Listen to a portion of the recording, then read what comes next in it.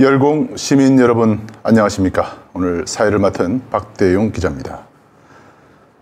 문재인 대통령은 어제 검찰청법, 형사소송법 일부 개정 법률 공포안과 관련하여 다음과 같이 말했습니다. 권력기관 개혁은 촛불 정부의 큰 사명이자 국민의 염원이다. 문재인 정부는 국민이 주인인 정부를 국정 목표의 제일 앞자리에 놓고 권력기관이 정치적으로 이용되지 않고 본연의 역할을 다할 수 있도록 민주적 통제를 위해 기관 간 견제와 균형의 원리에 입각한 제도 개혁을 추진해왔다.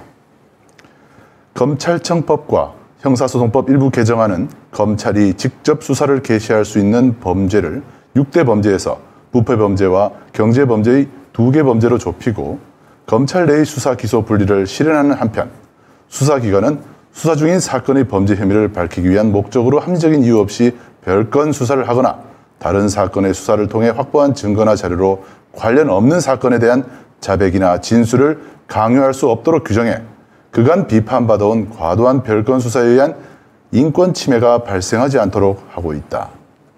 아울러 검경 수사권 조정과 검찰 개혁은 역사적 시대적 소명에 부합하는 정책 방향이라고 본다. 관련 부처는 앞으로 하위 법령 등 제도적 근거 마련과 여야 간 사법개혁 특위를 통한 중대범죄수사청 설치 등 입법 심의 과정에서 개혁 취지를 제대로 살릴 수 있도록 신속하고 건설적인 논의를 통해 국민의 요구에 부합하는 바람직한 검찰상을 확립하고 형사사법 절차에 대한 국민적 신뢰를 회복할 수 있는 중요한 역사적 진전이 이루어지도록 최선의 노력을 기울여 줄 것을 당부했습니다. 9일 청문회를 앞두고 현재 한동훈 법무장관 후보자가 거주 중인 타워팰리스 B동 600호와 관련 전세계약 당시 전세 보증금의 이체 내역을 공개해달라는 민주당 법사위 의원의 요청에 대해 한동훈 후보 측은 제출할 수 없다는 입장을 밝히고 있습니다. 요청한 자료를 별도로 관리 보관하고 있지 않으며 금융 실명 거래 및 비밀 보장에 관한 법률 등에 의해 비밀이 보장되는 내용으로 제출돼 공개되는 경우 당사자 및 거래 상대방이 사생활 비밀과 자유를 침해할 우려가 있어 제출할 수 없다는 입장인데요. 끝까지 내로남불입니다. 공수처가 대선을 앞둔 지난해 9월 윤석열 당선자를 전격 입건하고 8개월간 수사를 벌였지만 결국 윤 당선자를 무혐의 처분하면서 요란한 빈수레라는 세간의 평가를 재확인하는 계기가 됐습니다. 특히 손준성을 기소하면서 관심을 모았던 직권남용 권리 행사 방해 혐의 역시 공수처가 고발장 작성자를 끝내 찾지 못하면서 무혐의 처분됐습니다. 윤석열과 한동훈이 빠져나갈 수 있는 통로를 열어준 셈입니다.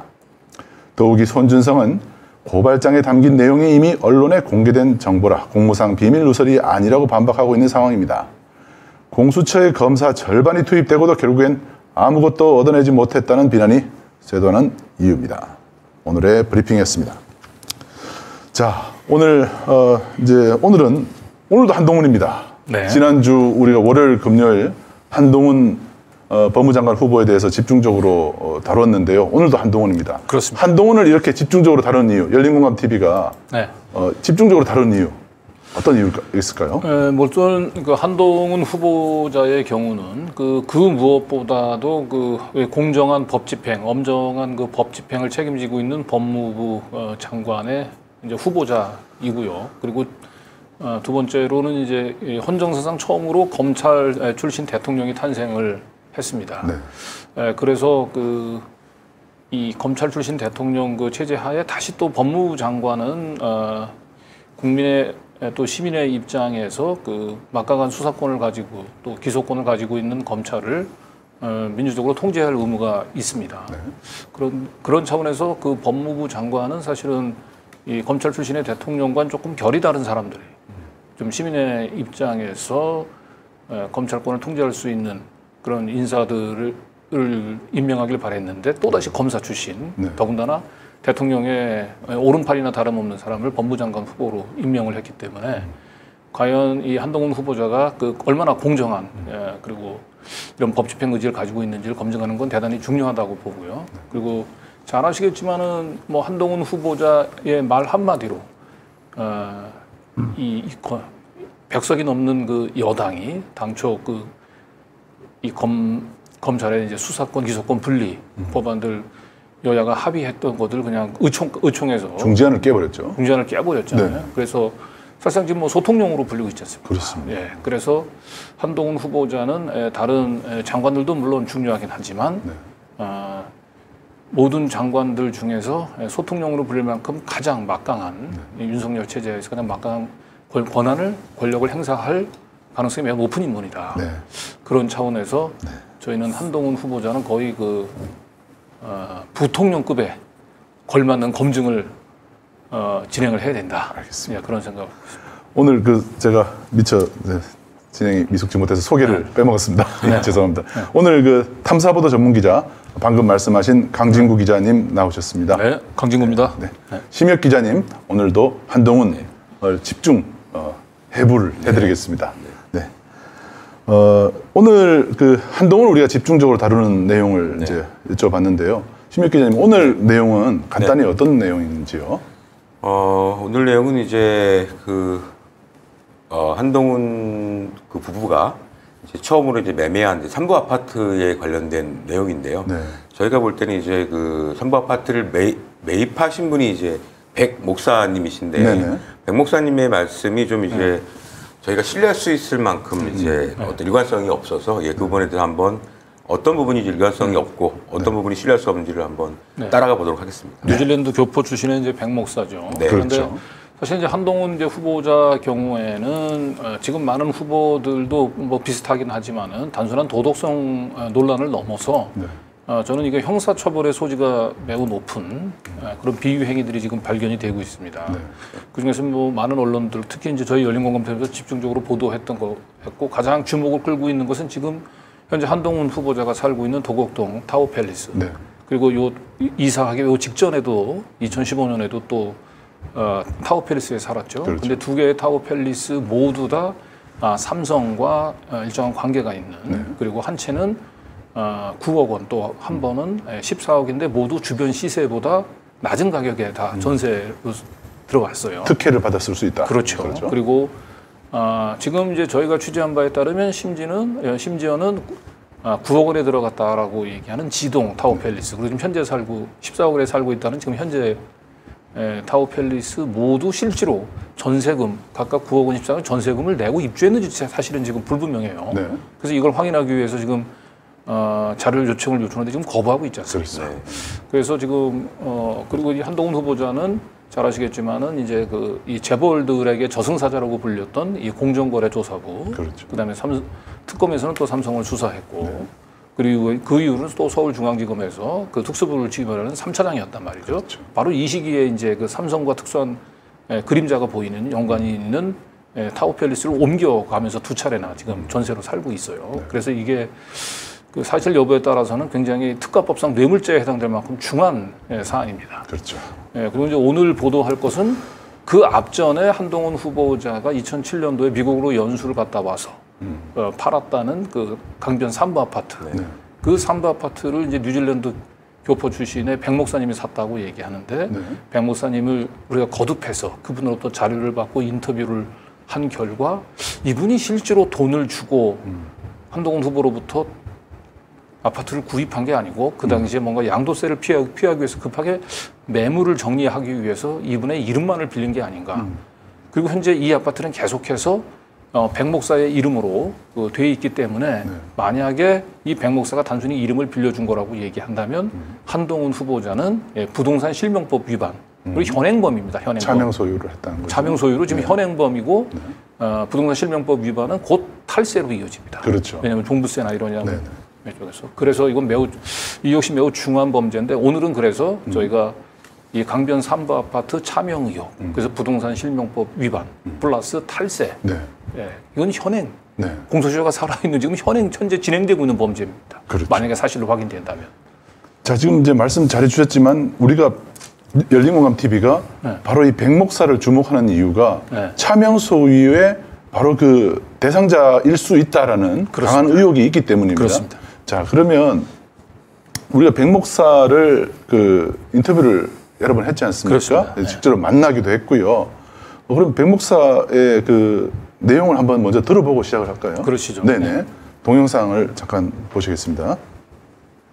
그 2002년도에 건너가셨으면 이거 산 게 2007년이잖아요. 한 5년 정도잖아요. 예, 예. 5년 사이에 지금 4억 원 정도, 지난번에 저한테 얘기했던 대출도 안 받으셨다 그랬고. 예, 돈을 왕창 벌었어요. 하나님이 선교하기 시작하니까 막 돈을 막 부어주시더라고요. 사업이 너무 잘 되는 거예요, 한국에서. 어떤 사업을 하셨어요? 그 이거.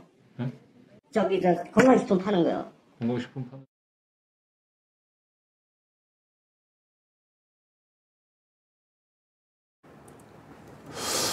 이 말이 참 저 인상적이었습니다. 하나님이 돈을 부어주셨다. 네. 정말 뭐 이게 좀 뭐 말장난 같기도 한데 이 히읗으로 시작하는 점에서 약간 비슷한 사람도 한 명 더 있죠. 네. 네. 그 점에서 좀 의심을 사기도 하는데 네. 이 삼부 아파트를 이렇게 많은 돈을 이제 벌었기 때문에 삼부 아파트를 살 수 있었다라고 얘기를 했는데 네. 그러면은 실제로 이 백 목사가 사업을 통해서 돈을 정말로 이렇게 많이 벌었는가? 이것도 한번 검증할 필요도 있을 것 같아요. 그렇습니다. 그러니까 일단 백 목사님이 뉴질랜드로 2002년도에 이민을 갔고 네. 그 이민을 가기 전에 뭐 많은 돈을 가지고 있고 만약에 보유하고 있었다 그래서 기존에 자기가 보유한 돈을 가지고 샀다고 한다면 좀 문제가 좀 다르죠. 네. 그런데 분명히 저희한테 얘기했던 거는 2002년도에 이민을 갔고 이민을 가면서부터 인터넷 쇼핑 사업을 했다. 네. 그래서 그 사업으로 벌어들인 돈을 가지고 샀다고 얘기를 한 겁니다. 그렇습니다. 그 불과 5년이에요. 네. 5년 만에. 회사 이름이 지금 이제 화면에 나옵니다만은 바로 이 저스트 땡땡이라는 회사입니다. 네. 네. 요 회사에 대해서 좀 설명해 주시겠습니까? 그러니까 이제 보통 일반적으로 이제 개인 사업을 하다가 사업이 확장될 경우에 이제 법인으로 전환을 주로 하거든요. 네네. 근데 백 목사님의 그 저스트 땡땡 이 기업의 법인 설립 일자는 2011년 7월 6일입니다. 네. 업태는 이제 기타 가공식품 도매업으로 되어 있고요. 네. 네. 그러니까 요거는 이제 그러니까 강변 삼부 아파트를 취득하고 난 이후에 네. 강변 아파트를 취득할 당시는 개인 사업자였다는 네. 거예요. 그리고 개인 사업자 할 때 이제 돈을 이제 막 하나님께서 퍼부어 주셨다고 했죠. 네. 그리고 난 뒤에 이제 2011년도에 이제 네. 법인으로 전환을 한 건데 네. 이제 법인으로 전환한 후에 이제 실적으로 매출 실적을 보면 네. 그 이전에 개인 사업자일 때 어느 정도의 매출 실적을 기록했는지는 이제 간접적으로 우리가 예측할 수 있는 예측해 거죠? 볼 수는 예, 있죠. 예. 그렇죠. 물론 정확하게 비교는 곤란합니다. 네. 그래서 우리가 이제 이 시기를 주목하는 이유는 바로 이때 그 매입 시점하고 연결되어 있기 때문인가요?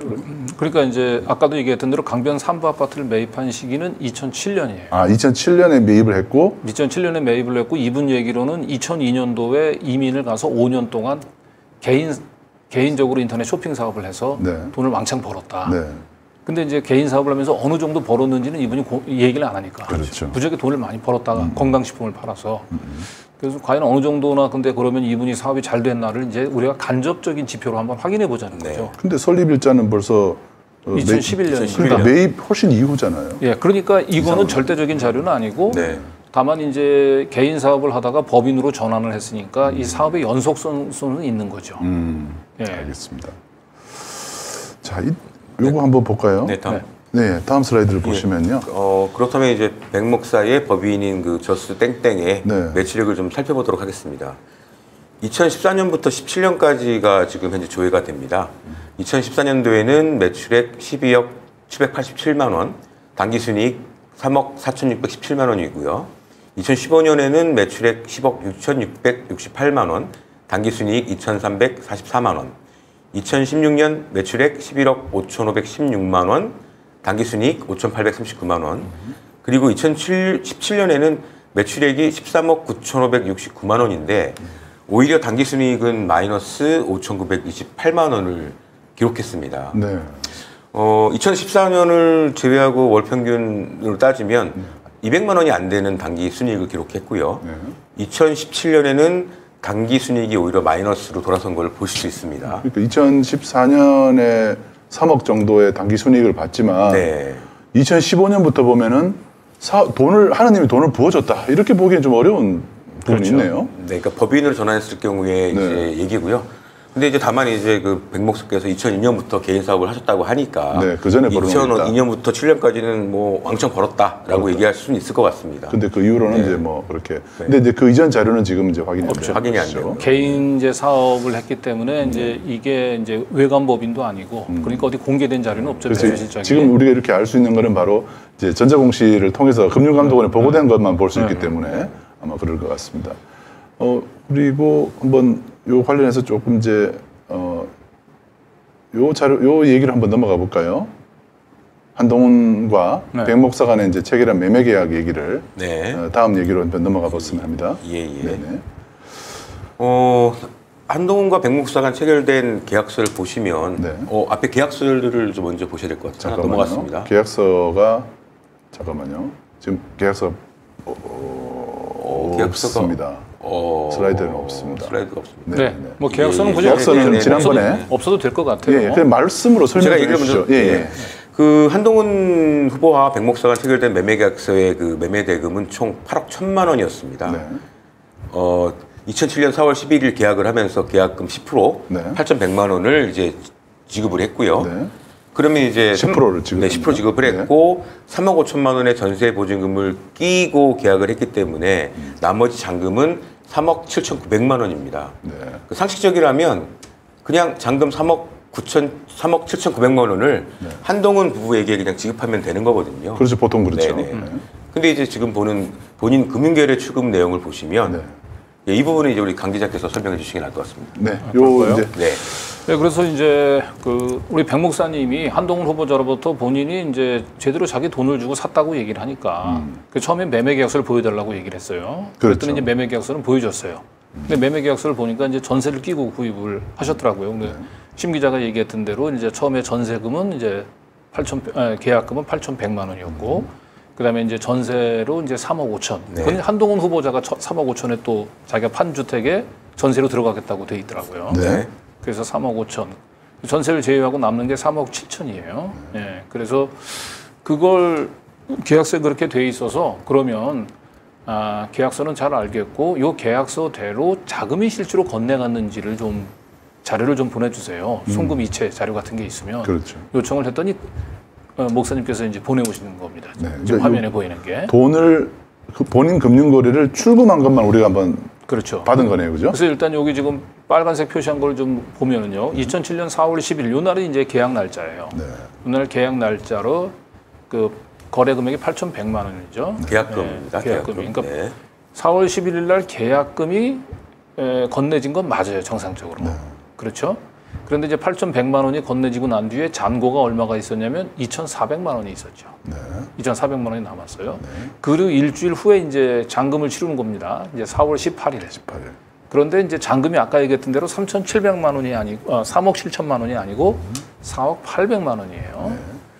그래서 왜 잔금에 3억 7천만 원인데 왜 4억 800만 원을 넣냐라고 물어보니까 이제 조 밑에 그 백 목사님이 이제 설명을 한 겁니다. 네네.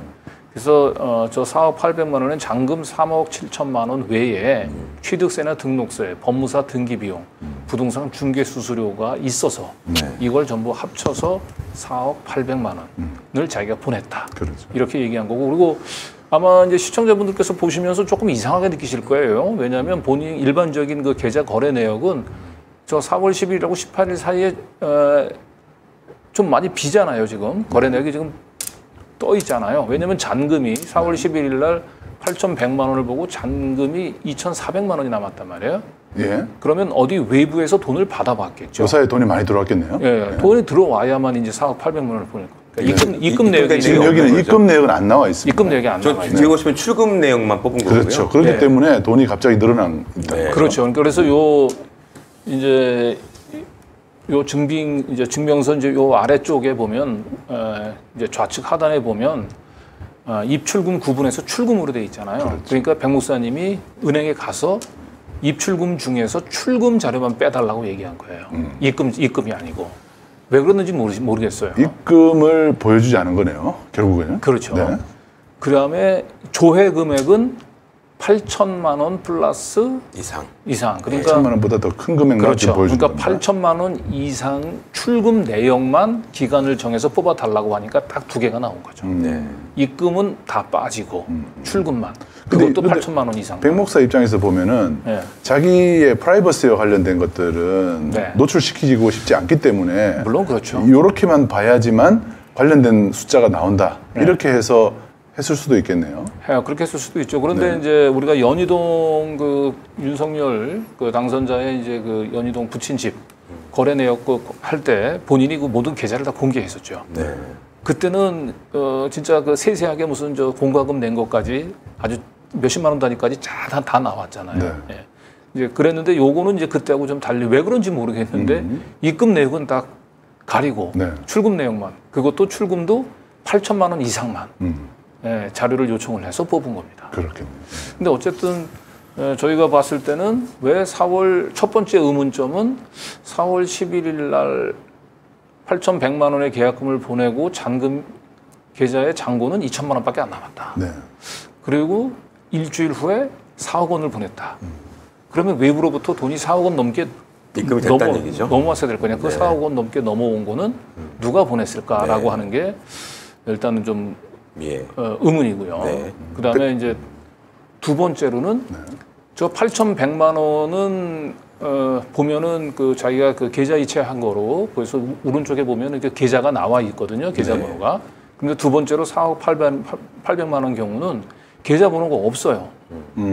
그래서 중요한 거는 4억 800만 원을 계좌로 보낸 건지 좀 대체 출금으로 돼 있기 때문에 그렇죠. 대체 출금에 돼 있습니다. 대체 출금의 경우는 이제 계좌로 이체하는 경우도 있긴 하지만 저기서 수표로 찾아도 대체 출금으로 적혀 나옵니다. 그렇습니다. 그러니까 4억 800만 원을 현금으로 수표로 찾아서 그 잔금을 지급한 건지 아니면 바로 집주인이었던 한동훈 씨한테 계좌로 보낸 거. 계좌로 보낸 건지 그게 이제 좀 의문이에요. 계좌 번호가 없다면은 수표일 가능성이 좀 높겠습니다.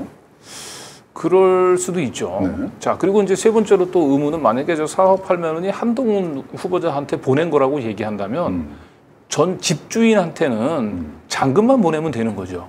집주인한테는. 그렇잖아요? 그렇죠. 근데 여기 보면은 이 4억 800만 원에는 취득세, 등록세, 법무사 등기 비용이 있다는 거죠. 그러네요. 이런 걸 집주인한테 보낼 필요는 없잖아요. 좀. 그렇습니다. 예, 말이 안 되는 얘기죠. 직전 집주인한테는 그 집값 잔금만 잔금만 보내면 보내면 되는 되는데. 거지. 이 집 거래, 부동산 거래에 필요한 취득세나 등록세를 직전 주인한테 보낼 이유는 없지 않습니까? 직전 주인이 취득세, 등록세, 법무사 등기 비용, 부동산 중개 수수료를 부담한다라는 가정하라면 근데 그런 건 상식적이지 않죠. 상식적이지 않죠. 예. 네. 그래서 일단은 저 4억 800만 원이 이럴 수는 있어요. 부동산 중개하시는 분한테. 네. 부동산 중개하는 분한테 그 잔금하고 취득등록세, 법무사 비용 다 포함해서 보내가지고 네. 그 부동산 중개인이 이제 그 중에서 잔금은 한동훈 후보자한테 보내고. 중개인이 갈라서 준다. 예. 그렇죠. 중개인이 갈라서 줬을 수는 있죠. 그러니까 여기서 또 하나 첨언하고 싶은 것은 이제 네. 대체 출금 같은 경우에 우리 관계자께서 말씀하신 대로 계좌 이체를 하거나 수표로 인출하거나 두 가지 중에 하나인데요. 네. 이상하게도 백 목사님은 이체를 했는지 수표로 인출했는지에 대한 주장이 지금 갈팡질팡하고 있습니다. 본인이 막 헷갈리고 있고요. 예. 지금 여기 이제 화면에 그 슬라이드 잠깐 다시 보여주시면 지금 여기 좀 큰 박스 때문에 좀 가려져 있는데 제가 이제 원래 이제 원본을 지금 보고 있거든요. 네. 거기 보면은 계좌 이체 상대 계좌번호 부분이 위에 있는 그 4월 11일자 거래 내역에는 나와 있습니다. 계좌가 나와 있죠. 계좌번호가 지금 분명히 나와 있습니다. 012 이렇게 시작되는 돈을 받은 계좌가. 네, 나와 있습니다. 그런데 4월 18일자 계좌에는 그 출금 내역에는 적요와 은행명, 이체 상대 계좌번호가 없습니다. 없어요. 네. 그리고 그런데 대체 출금으로 돼 있기 때문에 네. 그렇다고 얘기한다면 이제 수표로 찾았을 가능성이 높죠. 그러니까 제가 볼 때 수표로 찾은 것 같아요. 예. 근데 그거를 수표를 이렇게 4억 800만 원을 찾아서 부동산 중개 수수료를 거기다가 분할을 해야 되는데 그렇습니다. 그거를 이렇게 한꺼번에 찾아가지고 누군가에게 부동산 중개 그 업자에게 4억 800만 원을 줬다. 부동산 중개 하는 사람이 이걸 나눠가지고 또 준다. 이렇게 참 그리고 이해는 안 됩니다. 자, 중요한 거는 저 4월 10일하고 4월 18일 사이에 4억 원이 넘는 돈이 입금이 돼야 되는 거죠. 네. 외부에서. 네. 그렇지 않으면은 지금 4월 18일 날 4억 원이 넘는 돈을 줄 수가 없죠. 잔액이 없었으니까. 잔액이 지금 4월 11일 날 8천만 원을 보내고 남는 잔액이 2천만 원밖에 안 되니까 2,400만 원이니까 4억 원이 넘는 4억 원 돈을 어디에 가져갔어야 돼요. 네. 입금 받아야 되는 거예요. 네. 그러면 전혀 저 4억 800만 원을 그 계좌 이체가 아니고 그 만약에 수표로 인출했다라고 얘기하면 역시 또 의문이 따르는 거예요. 그렇죠. 저쪽으로 계좌로 돈을 보낸 계좌가 있을 거 아닙니까? 그 계좌가 이제 우리 백 목사님 계좌라고 얘기한다면 그 계좌에서 그냥 바로 그냥 수표로 인출하면 되잖아요. 그렇죠. 굳이 왜 그 계좌에서 이 계좌로 돈을 보내가지고 이 계좌에서 수표를 인출을 했을까? 그 부분을 한번 들어볼까요? 네. 네, 백 목사가 답변한 내용이 있습니다. 네. 그 부분을 한번 잠깐 들어보고 네. 계속 이어가겠습니다. 네.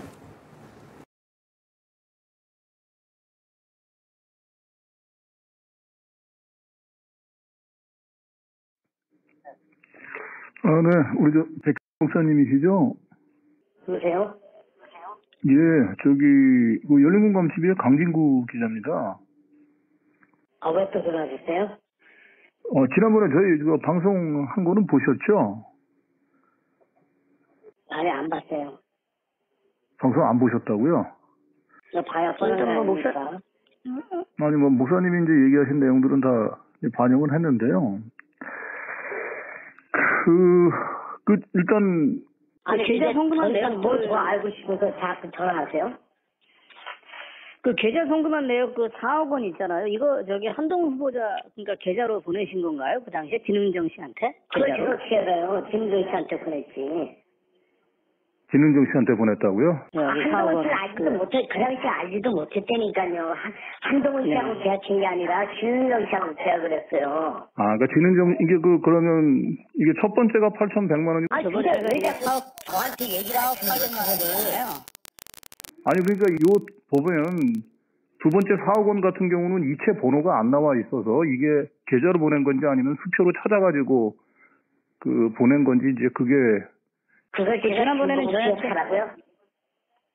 그 기억이 안 나시는가요, 그러면? 그거를 기억을 지난번에 아니 지난번에 저희한테 얘기할 때는 이제 계좌로 더 이상 송금을 물어보지 하셨다고 마세요. 해서. 기억 안 나니까. 기억이 안 나신다고요? 예. 여기까지입니다. 네. 여기까지네요. 네. 근데 기억이 안 난다 그럽니다. 그래요. 저도 제가 지금 살고 있는 집을 2002년도에 네. 취득을 했는데, 그 보통 사람들이 이 생애 첫 주택, 백 목사님 경우도 아마 저게 첫 번째 주택 구입인 것 같거든요. 네. 물론 이제 그러면 아무리 오래돼도 최소한 내가 그걸 재금을 계좌 이체했는지 집주인한테. 그리고 수표가 저게 한두 푼이 아니잖아요. 만약에 수표를 찾으면 네. 4억 8천만 원이죠. 4억 네. 예. 좀 저게 기억이 잘 안 날까요? 저는 좀 그게 좀 저로서는 쉽게 납득하기 좀 어렵나요? 또 이게 이분이 지금 뭔가 감추는 건지 아니면 정말 기억력이 너무 약해서 네. 이게 사실 한국에서 처음으로 아파트를 산 거 그러니까. 아닙니까? 그렇죠. 그런데 수표인지 계좌로 송금했는지가 기억이 잘 안 난다. 네. 감추고 있다라는 느낌이 네. 자꾸 드는데요. 그리고 중요한 거는 저희하고 처음 통화할 때는 계좌로 보냈다고 했거든요. 말은 또 그렇게 했다가 계좌로 보냈다고 얘기했는데 지금 보면은 그 4억 800만 원은 보낸 그 계좌가 없잖아요. 비어 있어요. 예, 송금 계좌가 안 보이잖아요. 그러면 수표로 찾았다는 거예요. 그렇게 볼 수밖에 없어요. 그러면 제가 볼 때는 내가 처음에는 계좌로 보낸 거로 알았는데 막 다시 생각해 보니까 수표로 찾았나 이렇게 설명하시면 되는데 그렇죠. 아예 그냥 기억이 안 나신다고 하니까 그러니까. 더 이제 의혹이 가는 거죠, 저희가. 설명을 더 하고 싶지 않은 거죠. 예. 그죠? 그리고 또 하나 여기서 좀 저희가 의아하게 생각하는 거는 지금 삼부 아파트를 매매한 시기가 2007년 4월 11일 날 계약을 했지 않습니까? 네. 그 2005년 11월 달에 그 오클랜드, 뉴질랜드, 오클랜드에 그 백 목사님이 집을 110만 불짜리 집을 사십니다. 그러면 이제 2년도 안 돼서 또 집을 샀다는 얘기잖아요. 네. 그래서 그 부분도 저희가 이제 취재를 하고 있는데 네. 2년 만에 이제 큰 돈을 다시 이제 만들었다고 하는 경우가 되거든요. 그래서 그렇죠. 그 부분 저희가 지금 그 취재 중에 있습니다. 그러니까. 그러니까 2002년도에서 사업을 해서 네. 한국의 삼성동에 있는 그 꽤 큰 강변 삼부 아파트. 네. 그리고 1년 후에는 또 뉴질랜드 현지에서 또 아파트 우리 돈으로 10억 원이 넘는 아파트를 또 주택을 산 거죠. 그렇습니다. 그러니까 불과 한 5, 6년 사이에 이게 뭐 법인도 아니고 그 개인적으로 인터넷 쇼핑 사업을 해서 네. 정말 이분 목사님 말대로 하나님이 돈을 퍼부어주지 않으면 네. 상상하기 힘든 기적을 이분은 만들어내신 거로 예. 보입니다. 네. 그래서 이분이 돈이 그렇게 갑자기 이렇게 많이 또 생긴 것도 의심이 되지만 우리가 지금 의심하는 거는 8일과 11일 사이에 네. 그 짧은 기간, 11일과 18일 사이에 일주일 만에 그렇죠. 4억이라는 돈이 네. 자기 계좌로 지금 들어왔다가 그렇죠.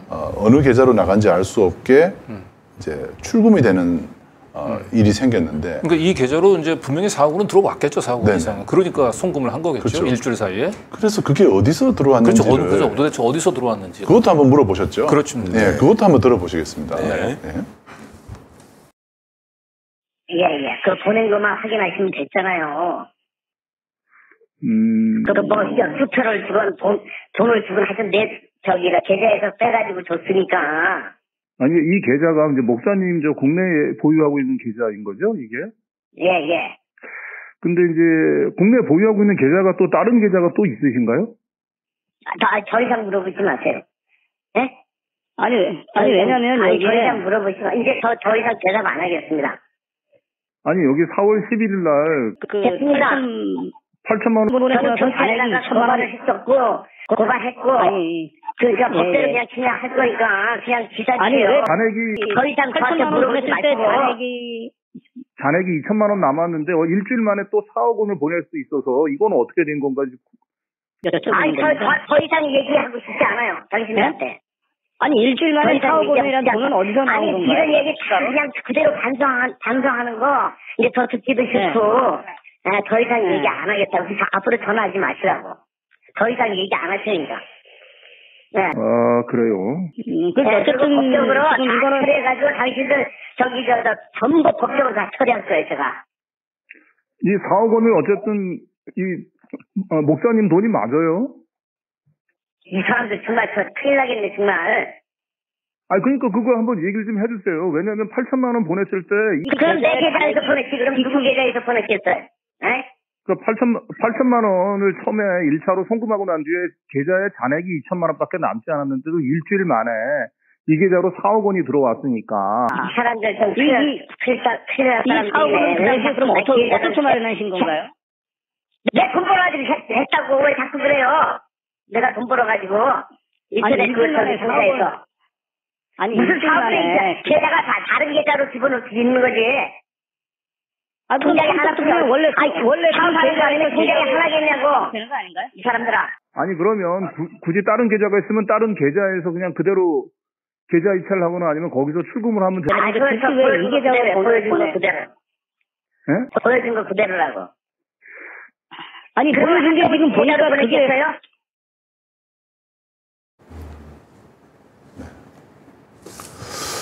지금 그 마지막에 질문을 잘 하셨는데, 네. 돈을 그냥 다른 계좌에 자기 계좌였으면 네. 그대로 돈을 거기서 보내면 되지. 그렇죠. 왜 굳이 다시 이 계좌로 넣었다가 네. 출금을 했느냐라는 질문에 답을 못 합니다. 수수료가 더 많이 들잖아요. 그렇죠. 수수료도 들고. 그러니까 우리가 여기 A 계좌가 있어. A 계좌가 잔액이 부족해. 네. 그래서 내가 B 계좌에서 돈을 보내려고 하면 그냥 B 계좌에서 그대로 거기서 집주인한테 쏴주면 되는 거 아닙니까? 그게 상식적이죠. 그런데 B 계좌에서 A 계좌로 송금을 했다가 네. 다시 A 계좌에서 또 보내면 이중으로 수수료가 드는데. 비율을 들면 이런 거네요. 왼쪽 주머니, 오른쪽 주머니 있는데 왼쪽 주머니에 뭐 10,000원이 있고 오른쪽 주머니에 10만 원이 있어요. 야, 나한테 11만 원 줘. 이러면은 왼쪽 주머니에서 10,000원 주고 또 오른쪽 주머니에서 그냥 10만 원 꺼내 주면 되잖아요. 그렇죠. 근데 10만 원을 꺼내서 다시 왼쪽 주머니에 집어넣었다가 10만 원을 총 11만 원 이렇게 내미는 이런 형국이네요. 그렇죠. 네. 그러니까 저 계좌는 내가 적법하게 이 계좌에서 있는 돈을 가지고 주택을 구입했다라고 하는 증빙은 돼요. 네. 그렇죠? 그렇죠. 그런데 중요한 것은 저 돈이 이제 저 목사님 돈에서 온 것인가? 그래서 온 것인지 부분들은 지금 자금 명확치 출처. 않고. 네. 의심하는 부분은 자금 출처. 자금 출처가 네네. 좀 의심스러운 거죠. 그 부분에 대해서 명확한 답을 못 하고 처음에는 뭐 하나님 얘기하다가 이제 뭐 사업하고 이런 얘기하다가 마지막에 이제 화내고 이제 말하기 싫다 이런 쪽으로 지금 나가고 있어서 뭐 법적 조치 특히 이제 우리가 열린공감 TV의 법적 조치라고 얘기하는 사람들 중에 네. 사실은 깨끗한 분들을 못 본 것 같아요. 네. 아니, 그 저건 상식적으로 누구나 가질 수 있는 의문 아닌가요? 그렇습니다. 네. 네. 특히 지금 공직자 검증 과정에서 네. 본인이 그 상당히 그 중요한 네. 거래 관계에 서 있었다라는 거, 상당히 의심나는 거래 관계에 한복판에 서 있었다면 네. 오히려 뭐 이 취재진들의 질문에 우리 성실하게 답을 하거나 우리 자기가 의혹이 나는 부분들을 또 추가적으로 뭐 물어보라든지 정말 뭐 자기가 깨끗하다면 근데 그게 아니고 지속적으로 화를 내거나 네. 법적 조치라는 네. 얘기를 하고 있습니다. 네. 네. 자, 그러면 예, 그래서 네. 제가 이제 백 목사님한테 방금 전에 얘기했던 그런 상식적인 질문들을 계속 합니다. 네. 네. 그런데 백 목사님이 너무 과도하게 화를 내세요. 그게 좀 이상해요. 그게 좀 이상해요. 네, 저도. 네. 그러니까 저분이 뭐 정말 문제가 없으면은 문제가 그 있는 대로 그냥 그대로 설명을 하거나 아니면 아예 아무 얘기를 안 그렇죠. 하는 방법도 있을 것 같아요. 왜냐하면 저는 이미 다 설명을 했고 자료를 다 보여줬기 때문에 더 이상 말하지 않겠습니다. 끊겠습니다. 이게 아니고 계속 화를 냅니다. 그러니까요. 그 화를 내는 부분도 네. 한번 더 들어볼까요? 그렇군요. 예. 네네. 이것도 한번 들어보시겠습니다. 그러면 아니 왜 한동훈 자꾸 저한테 그걸 진은정 씨 계좌로 보냈다는 거잖아요. 예? 내 계좌로 줬다고요. 내 계좌로 진정 씨한테. 그러니까 진은정 씨 계좌로 한동훈 보낸 씨 거죠. 때는 그러면? 얼굴도 못 봤고 한동훈 씨가 누구라는 거 알지도 못했어요. 그냥 진은정 씨하고 그러니까. 엄마만 나와가지고 계약을 했기 때문에 그 계좌 증거를 내가 한동훈 씨 계좌인지 진은정 씨 계좌인지 어떻게 하냐고 내가. 네. 그러니까 그 계좌로 송금을 한 거라는 거죠. 4억 원을. 송금을 진은정 해건 씨 계좌. 내가 수표를 줬건 그거 상관하지 마시라고 그냥 내 계좌에서 줬으니까. 아니 근데 그 그 계좌가 다쳤잖아 제가. 정체를 신고할 거예요 지금 자꾸 이러면. 너무 정보는 이제 뭐 힘들어. 그래서 알아서 하시면 되는데 아니 그 제가 자꾸 알아서 하라. 이 나라는 법이 없어요? 이 나라는 법이 없냐고. 아니, 내 당신한테 이런 얘기 할 당신도 수사권도 없는데 왜 자꾸 나한테 시키는 거야 이거.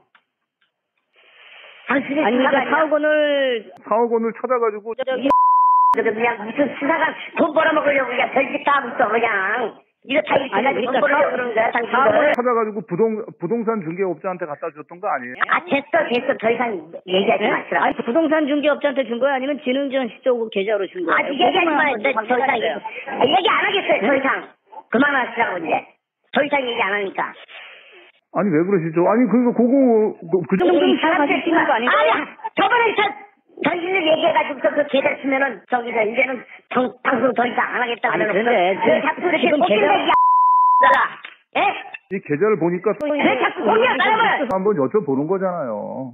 그만해 이제.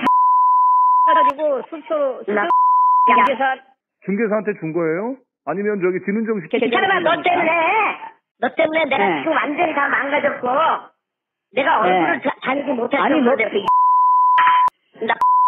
아니, 뭐- 아니 목사님께서는 어쨌든 뭐 정당하게 목사는 사람 아니야? 목사는 사람 아니냐? 그러니까 아니 그러니까 지금 어쨌든 어떻게 그렇게까지 돈을 벌어? 어쨌든 일주일 만에 지금 4억 원이라는 돈이 지금 더 이상 얘기하지 말라니까. 이 돈이 어디서 나왔냐고. 야, 목사는 사람 아니냐 이렇게 하면서 정말 우리가 이제 삐처리를 많이 했습니다만은 정말 시청자분들이 불편하실 수 있는 욕설을 막 퍼부었어요. 근데 저는 강 기자님 원래 평소에도 참 대단하다고 생각하지만 평정심을 잃지 않으세요. 참 그 부분도 참 대단하시다는 생각이 들었습니다. 아니 그러니까 네. 저희 욕을 하실 게 아니고 네네. 간단하게 제가 마지막에 물어본 건 그거잖아요. 그러니까 그 잔금은 3억 7천이에요. 네. 그러니까 3억 7천만 원을 진은정 씨 계좌로 보냈다고 하면 아무 문제가 없잖아요. 그렇습니다. 근데 3억 7천이 아니고 4억 800만 원이야. 그 차액은 왜 그러냐 했더니 잔금 플러스 취득세, 등록세, 범사 등기 비용이야. 그거를 왜? 그러면 이거를 한동훈 씨 배우자인 진은정 씨가 아니고 중개사한테 주지 않았을까? 그게 상식이죠. 그죠? 그러면 상식은 아니지만. 그러니까 백 목사님한테 좀 합리적으로 설명할 수 있는 제가 길을 열어드린 거예요. 내가 생각해 보니까 4억 800만 원을 내가 수표로 찾아서 네. 그 중에서 그걸 중개사한테 요거 좀 이렇게 대신 좀 처리해달라. 저 법무사 등기나 아니면 그 주권서 이런 거. 그러면서 그 비용은 또 따로 주고 나머지는 내가 또 잔금으로 한동훈 후보자를 줬다. 이렇게 설명해도 되는데 네. 그 차분히 설명하시면 되는데 그 부분에 대해서 막 답변을 안 하시고 계속 지금 저한테 이제 욕설을 그렇죠. 날리시단 말이죠. 네. 그래서 저는 저 태도가 저는 상당히 의심이 됩니다. 예. 그분이 정당하게 자기 돈으로 한동훈 후보자로 부부로부터 이 주택을 구입했다고 얘기한다면 네. 그 당시 과정을 정당하게 설명을 하거나 아니면 그분들까지 너무 오래돼서 내가 기억이 잘 안 난다. 이렇게 쿨하게 답변하면 되고 그렇잖아요. 네. 근데 왜 저렇게? 근데 이 매매 계약서를 저희가 오늘 이제 슬라이드에서는 이제 뭐 뒤에 또 나올 다음 겁니다. 슬라이드 보여드리겠습니다만은 네. 지금 네, 보시면은 분명히 매도인에 한동훈과 진은정 이름이 들어가 있습니다. 네. 한동훈과 진은정이 같이 들어가 있는데 저 사람은 계속 한동훈과의 연관성을 부인하는 말을 계속하고 있어요. 그게 좀 또 그것도 또 한 번 의심이 맞죠. 그러니까 한동훈 집인지 아닌지 나는 잘 몰랐다 이렇게 얘기를 하죠. 지금 매도인에 한동훈 이름이 있는데 예. 근데 물론 이제 저분은 자기가 그 이 매매 계약서 쓰러 가니까 거기에 진은정 씨하고 그 어머니만 나왔더라. 뭐 그렇게 하더라도 사람을 볼 게 아니고 지금 자기가 누구에게 지금 누구와 거래하는지가 중요하죠. 그렇죠. 저런 부분도 참 의심이 됩니다. 또 하나 포인트가 또 하나 있는데요. 네. 지금 이제 전세 보증금이 또 설정이 돼 있어요. 지금 슬라이드 보시면 매매 계약서죠. 전 매매 계약을 체결할 당시에 당시에 이제 등기 김모 씨라는 이제 또 전세권자가 이제 설정돼 있었던 거죠. 네네. 네. 그 등기상에 이제 김모 씨 명의로 전세권이 예, 맞습니다. 네네. 전세권이 있었던 2억 거죠. 5천. 네. 요것도 한번 좀 설명을 네. 좀 해주시겠습니까? 그러니까 이 계약서에 한번 읽어봐 주시면 될 것 같은데. 매도자는 2007년, 그러니까 계약일이 이제 4월 11일인데 4월 30일까지 등기부상 김모 씨의 전세권 2억 5천만 원을 맞소치 않으면 전세금 보증금 반환 시 차감한다 이렇게 돼 있거든요. 네. 근데 여기서 이제 좀 이제 저희가 이해가 안 됐던 부분이 이 김모 씨의 전세권 설정이 돼 있는 사실을 백 목사도 몰랐고 몰랐다고요? 예, 몰랐다고 합니다. 몰랐고 저 당시에 중개 대리인이라고 하시죠. 중개사 대표도 몰랐다라고 이제 얘기를 하시거든요. 근데 이런 부분들에 대해서는 좀 저희가 이제 의심스러운 합리적인 의심을 저희가 할 수 있는 거라고 합니다. 이게 모를 수가 있는 건가요? 상식적이지 않죠. 그러니까 우리가 어떤 그 집을 산다 할 때 기본적으로 등기부 등본을 확인하잖아요. 네. 그건 뭐 너무나 기본 아닙니까? 네. 그리고 물론 이제 그 이 매매 당사자가 못한다 하더라도 그걸 중개해주는 중개업자는 최소한 등기를 그렇습니다. 봐서 하자가 있는지 없는지 이걸 이제 봐야 되는 건데 거기 전세가 등기 매매 계약을 체결할 당시에 2억 5천짜리 전세권이 설정돼 있었는데 이 주택을 산 백 목사님도 이 전세권이 설정된 사실을 몰랐다 그러고 네. 중개인도 이 전세권이 있었던 걸 몰랐다라고 중개인은 워낙 거래를 많이 하니까 뭐 기억이 안 날 수도 있다고 보는데 중개인이 뭐 거기에 세세하게 기억을 못 할 수도 있다고 보는데 백 목사는 지금 도대체 기억하고 있는 게 뭔가요? 그러니까 점점 더 백 목사님은 이름만 빌려준 게 아니냐. 결국 백 목사만 이름을 빌려서 중개인이 그냥 한동훈 후보자 부부하고 함께 형식적으로 계약서를 체결을 해서 형식적으로 백 목사한테 집이 넘어간 것처럼 그러면 사실 백 목사님은 자세한 내용들을 기억할 수가 없죠. 아예 모를 수 있으니까. 그렇죠. 명의만 빌려준 거라서. 그러니까 열린공감 TV가 지금 사실 백 목사님은 이제 계속 이제 화를 내고 열린공감 TV의 보도에 대해서 상당히 그 불쾌함을 표시하고 계시지만 본인이 자초한 부분이 좀 있어요. 그렇습니다. 기억을 못하거나 앞뒤가 서로 다른 말을 계속 하고 있기 때문에 의심을 좀 받고 있는 거죠. 이 부분은 법무장관 후보자의 검증 차원에서 이 부분이 법률이 위반되는 불법적인 행동을 했을 가능성이 바로 연결되기 때문에 백 목사의 말에 따라서 그래서 이 백 목사에게 물어봤는데 본인은 화만 내고 결국 묵비권을 행사하고 있는 셈입니다. 근데 여기서 이제 의문은 상식적으로 집을 사면서 그 자기가 살려고 하는 집에 전세권이 설정되는 걸 몰랐다라고 하는 얘기가 과연 상식적인지 그렇죠. 이제 그 부분들과 관련해서 저희가 취재를 좀 했었죠. 아, 그렇군요. 그것도 한번 그 전에 네네. 또 하나 웃긴 부분은 이제 네네. 4월 30일까지 맞소하라고 얘기를 하잖아요. 근데 그렇죠. 이제 이 백 목사님이 잔금 치른 날짜가 18일입니다. 네. 그렇죠. 그러니까 보통은 전세권 설정을 다 확인하고 그렇죠. 잔금을 줘야 되는데 이거는 30일까지 하고 그렇죠. 전세권이 해지가 그러네요. 되는 게 4월 30일 날 해지가 되죠. 그렇습니다. 네, 네. 이것도 조금 좀 아이러니합니다. 저희가 볼 때는. 네. 그러니까 4월 18일에 잔금이 다 치러지고 난 뒤에 네. 이때 그러면 이런 의심도 해볼 수 있지 않나요? 이게 잔금이 다 치러지고 계약서 다 써지고 난 뒤에 네. 누군가 이렇게 작성을 했을 가능성. 그렇죠. 그죠? 그러니까 18일 이후에 일어난 일일 수도 있다. 네. 4월 30일이라는 말이 들어가는 그렇습니다. 거죠. 네, 그래서 네. 백 목사는 기억을 못 하고 있고, 네. 그죠? 이럴 수도 있는데 그 부분도 역시 백 목사가 기억을 못 하고 있기 때문에 한동훈 네. 후보가 직접 이제 해명하지 않으면은 네. 지금도 역시 이건 의혹으로 남을 수밖에 그렇습니다. 없는 그런 내용 같습니다. 네. 그럼 다음 의혹으로 한번 넘어가 볼까요? 자, 이게 이제 부동산 그 당시에 전세권 네. 2억 5천에 대한 그러니까 2억 5천 전세권이 설정된 사실을 진짜 목사가 어떻게 모를 수가 몰랐는지. 있냐? 백 목사가 어떻게 모를 수 있느냐? 네. 예. 그것도 한번 네. 들어보고 네. 이야기를 또 이어가겠습니다. 네. 일단은 이게 지금 현재 이거 사실 때 전세입자가 있었잖아요. 전세권자가. 저는 외국에 살아가지고 잘 모른다니까 이 상황들을 아니 외국에서도 이거 신경도 안 쓰고 아니 본인 돈을 가지고 이게 그 주택을 하는데 이 주택의 전세 그리고 기업을 내가 어떻게 합니까 지금 다 일일이 그 몇십 년 거를 여기 심지어는 계약서에도 지금 그 얘기가 있잖아요 지금. 그럼 그거대로 보시면 되죠. 저한테 물어보면 내가 아니 실수할 여기 거야. 여기 매매계약서에다가 여기 그 그리고 그거만 보세요. 그거만 계약서 먹어줬으니. 예. 여기 2억 5천만 원을 저기 4월 30일까지 해서 전세권을 해지하지 않으면은 전세권 반환시 차감한다고 돼 있잖아요. 그러니까 이 계약서를 쓸 때만 해도 이 김 씨 이름으로 2억 5천 전세권이 설정된 걸 알고 이 전세권 해지한 거 네? 조건으로 지금 매매계약서 쓰셨잖아요 지금. 이게 사장님이 직접 매매계약서 쓰시고도 지금 아니 전세권이 주신거 어디 나와요? 여기 나오잖아요. 이게 지금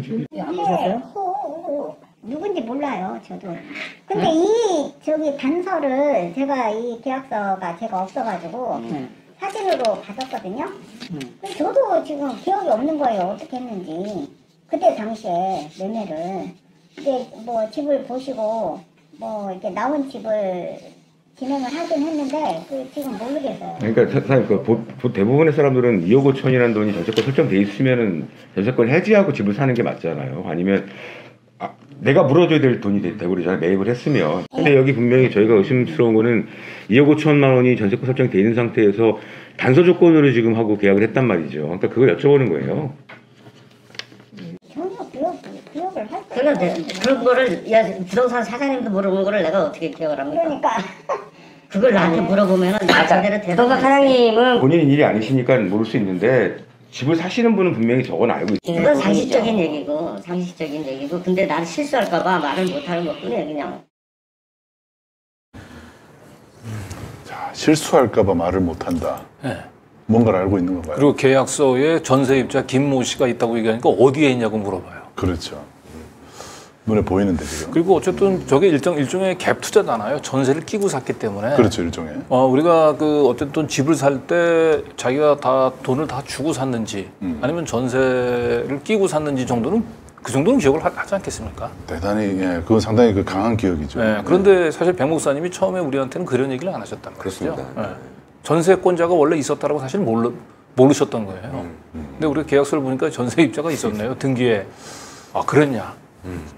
그건 어떻게 보면 계약 당사자가 아니기 때문에 그렇죠. 모를 수 있는 거 아니냐. 이런 합리적 의문을 지금 제기하시는 그렇죠. 거죠. 그러니까 계약서를 쓰는데 그냥 자기는 이름만 빌려주지 않는 한 실제로 자기가 자기 돈을 가지고 4억 원이 전세를 끼고도 한 4억 원 넘는 돈이 들어갔는데 그걸 그 당시에 전세권자가 있었는지 없었는지 전세권이 설정되는지 안 되는지 그 등기에 전세권이 설정되어 있는 거잖아요. 그냥 등기가 아닌 그냥 뭐 확정일자인만 받은 경우에는 등기에는 안 나오니까 모를 수도 있다 하더라도 이거는 아예 등기에 전세권이 설정돼 있었단 말이죠. 네. 그런데 몰랐다. 상식적이지 않죠. 네.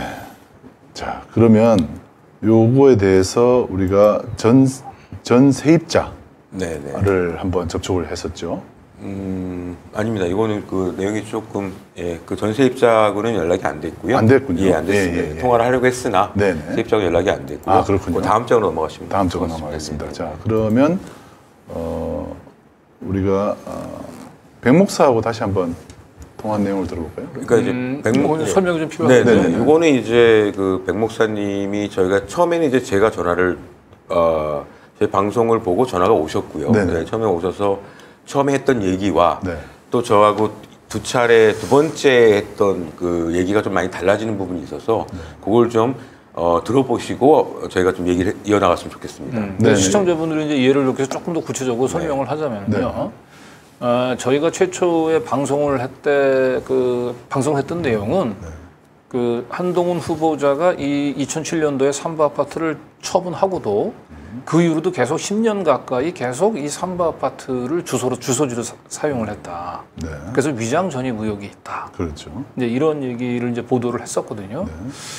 그런데 이제 저희 방송 나가고 난 뒤에 백 목사님이 전화가 오셔서 이제 해명을 하기에는 자기가 기억하기에도 한동훈 후보자가 2007년도에 집을 팔고 여기 계속 주소를 두진 않았다. 그냥 바로 떠났다. 그리고 그 당시 중개를 했었던 이 부동산 중개업소에 있는 최 사장님도 그렇게 설명을 했단 말이에요. 네. 한동훈 후보자 2007년도 집 팔고 완전히 인연이 끊어졌다, 이 집하고는. 네. 근데 외국으로 간다고 하면서 집을 내놓고 갔다. 연수 때문에 떠난 거죠. 네, 그렇게 해서 이제 2007년도 이후로는 삼부 아파트에 살지 않았다라고 두 분 다 그렇게 얘기를 했단 말이죠. 네. 그런데 그 얘기를 하고 난 뒤에 별안간 갑자기 자기가 그렇게 얘기를 하면 진짜 한동훈 후보자가 위장 전입을 공식적으로 확인되는 거잖아요. 그러네요. 예. 그러니까 그래서 그랬는지 불과 한두 시간 만에 백 목사님이 다시 우리한테 전화가 와서 말을 바꿔요. 말을 바꿨다. 아까는 내가 실수했다. 그 당시에는 계약서를 못 보고 내 기억을 가지고 얘기했는데 계약서를 보니까 계약서에 한동훈 후보자가 2년짜리 전세 계약을 했더라. 그래서 한동훈 후보자가 3억 5천에 팔고 나한테 세입자로 들어왔다. 계약서를 보니까. 근데 그런 것도 사실은 계약서를 보지 않아도 한동훈 후보자가 집을 판 사람이 집을 팔고 다시 그 집에 3억 5천에 전세로 들어갔다고 한다면 당연히 그 정도는 기억해야 그렇죠. 되잖아요. 자, 지금 이제 열린공감 TV 취재진들은 네. 이제 강 기자님하고 신 기자님이 이제 가설은 네.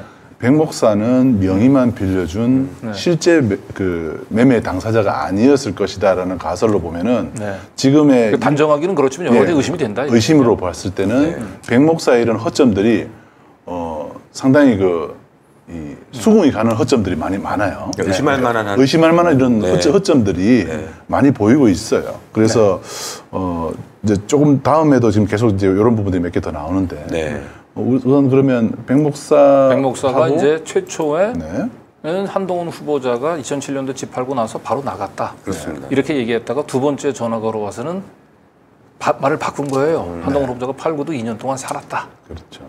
이 아파트에. 그건 어떻게 하냐냐? 내가 계약서를 보니까 이렇게 얘기를 하시고. 그 통화 내용을 통화 내용입니다. 들어보면서 얘기를 이어가겠습니다. 네, 목사님. 신혁 씨. 네네. 제가 부동산에 알아봤는데요. 네. 오래돼서 내가 까마득해 잊어버리고 있다가 지금 계약서 다 찾아봐가지고 그 부동산 최 사장하고 다 얘기를 해서 알아봤더니. 네네. 그거를 제가 살 때 전세를 끼고 샀어요. 그 사람들 전세 사는 조건을 2년 동안. 진은정 씨가. 진은정 씨가 사는 조건으로 2년 전세를 끼고 팔으셨다고요?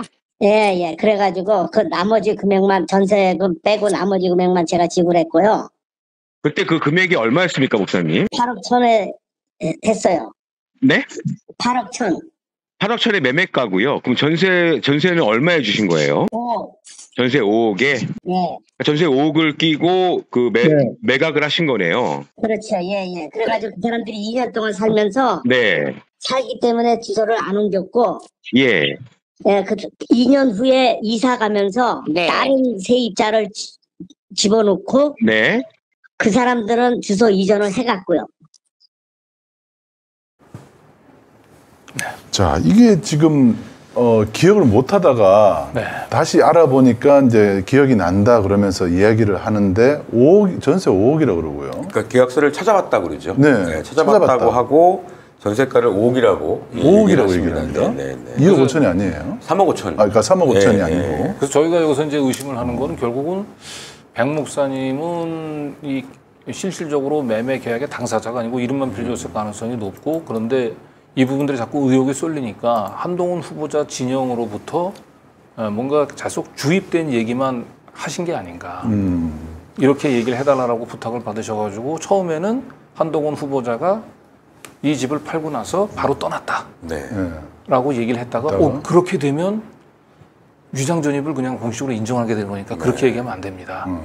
한동훈 후보자가 집 팔고도 여기서 한동안 살았다고 얘기를 해야 돼요. 전세 이제 라고 이제 말을 바꿔달라고 세입자가 얘기를 했는데 그냥 말을 바꾸면 안 되니까 네. 계약서를 보고 확인해 보니까 나간 2년 동안 전세를 끼고 팔았다. 그러니까 이런 식으로 좀 답변을 해달라고 누군가로부터 부탁을 받지 않았을까. 아까 전에 이제 매매 계약서에는 전세권 2억 5천이라고 그건 다른 사람.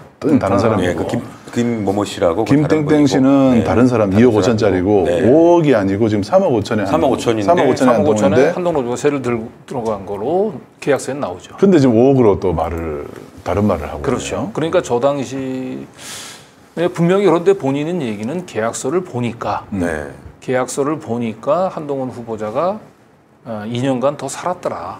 이 집을 팔고도. 네. 그렇게 이제 얘기를 한 건데 중요한 건 저 통화를 했던 시각하고요. 네. 나중에 알겠지만 이 백 목사님이 계약서를 확보한 시간이 있어요. 네. 네? 그거는 좀 이따가 아니, 바로 다음에 문서로 확인하고요. 그러니까 이제 부동산 제가 먼저 통화한 시간은 네. 오후 3시 45분입니다. 네. 그렇죠. 예. 네. 그거 이제 좀 주지하시고. 네네. 예, 저는 오후 45분에 통화를 했고요. 네. 오후 3시 45분. 예.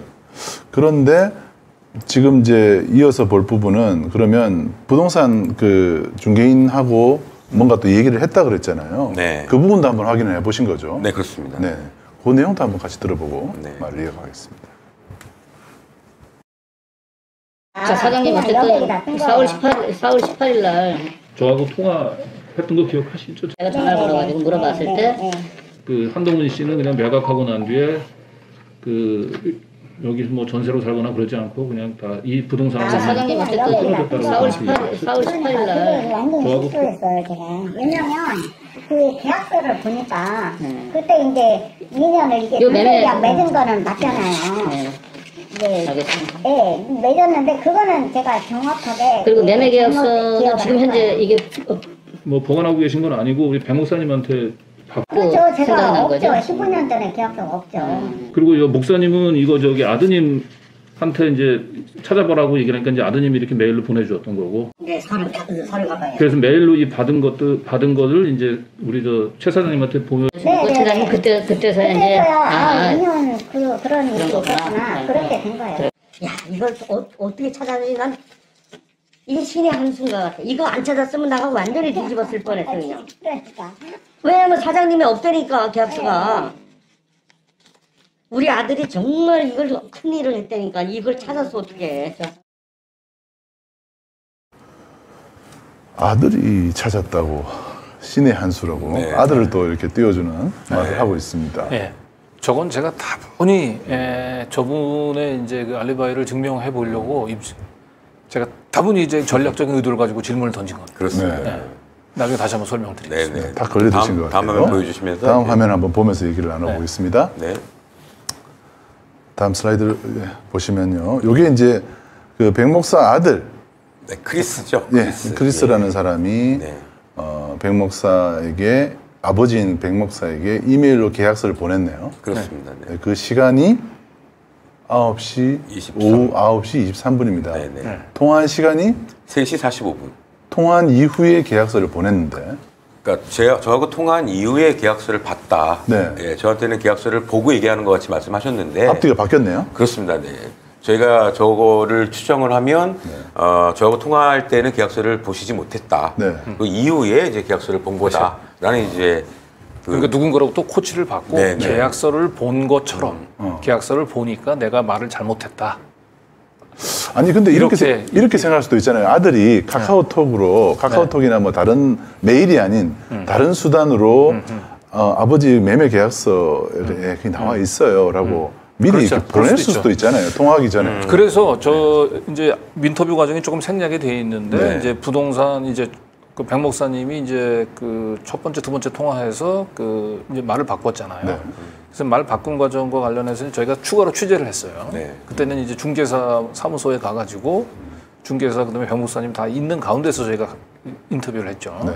그래서 계약서는 어떻게 받았냐고 제가 물어본 거예요. 그랬더니 계약서를 이렇게 받은 이 사진을 이렇게 보여주시더라고요. 그래서 내가 이거 아들한테 이메일로 받았어. 이메일로 받았다고 얘기를 분명히 그런 했죠. 거죠. 그래서 이메일을 받았다라고 딱 보니까 제가 시간을 딱 눈여겨봤거든요. 이메일을 보낸 시간이 9시 23분인가요. 그러면 아니, 내가 통화했을 때가 3시, 4시쯤 그랬었는데 그렇죠.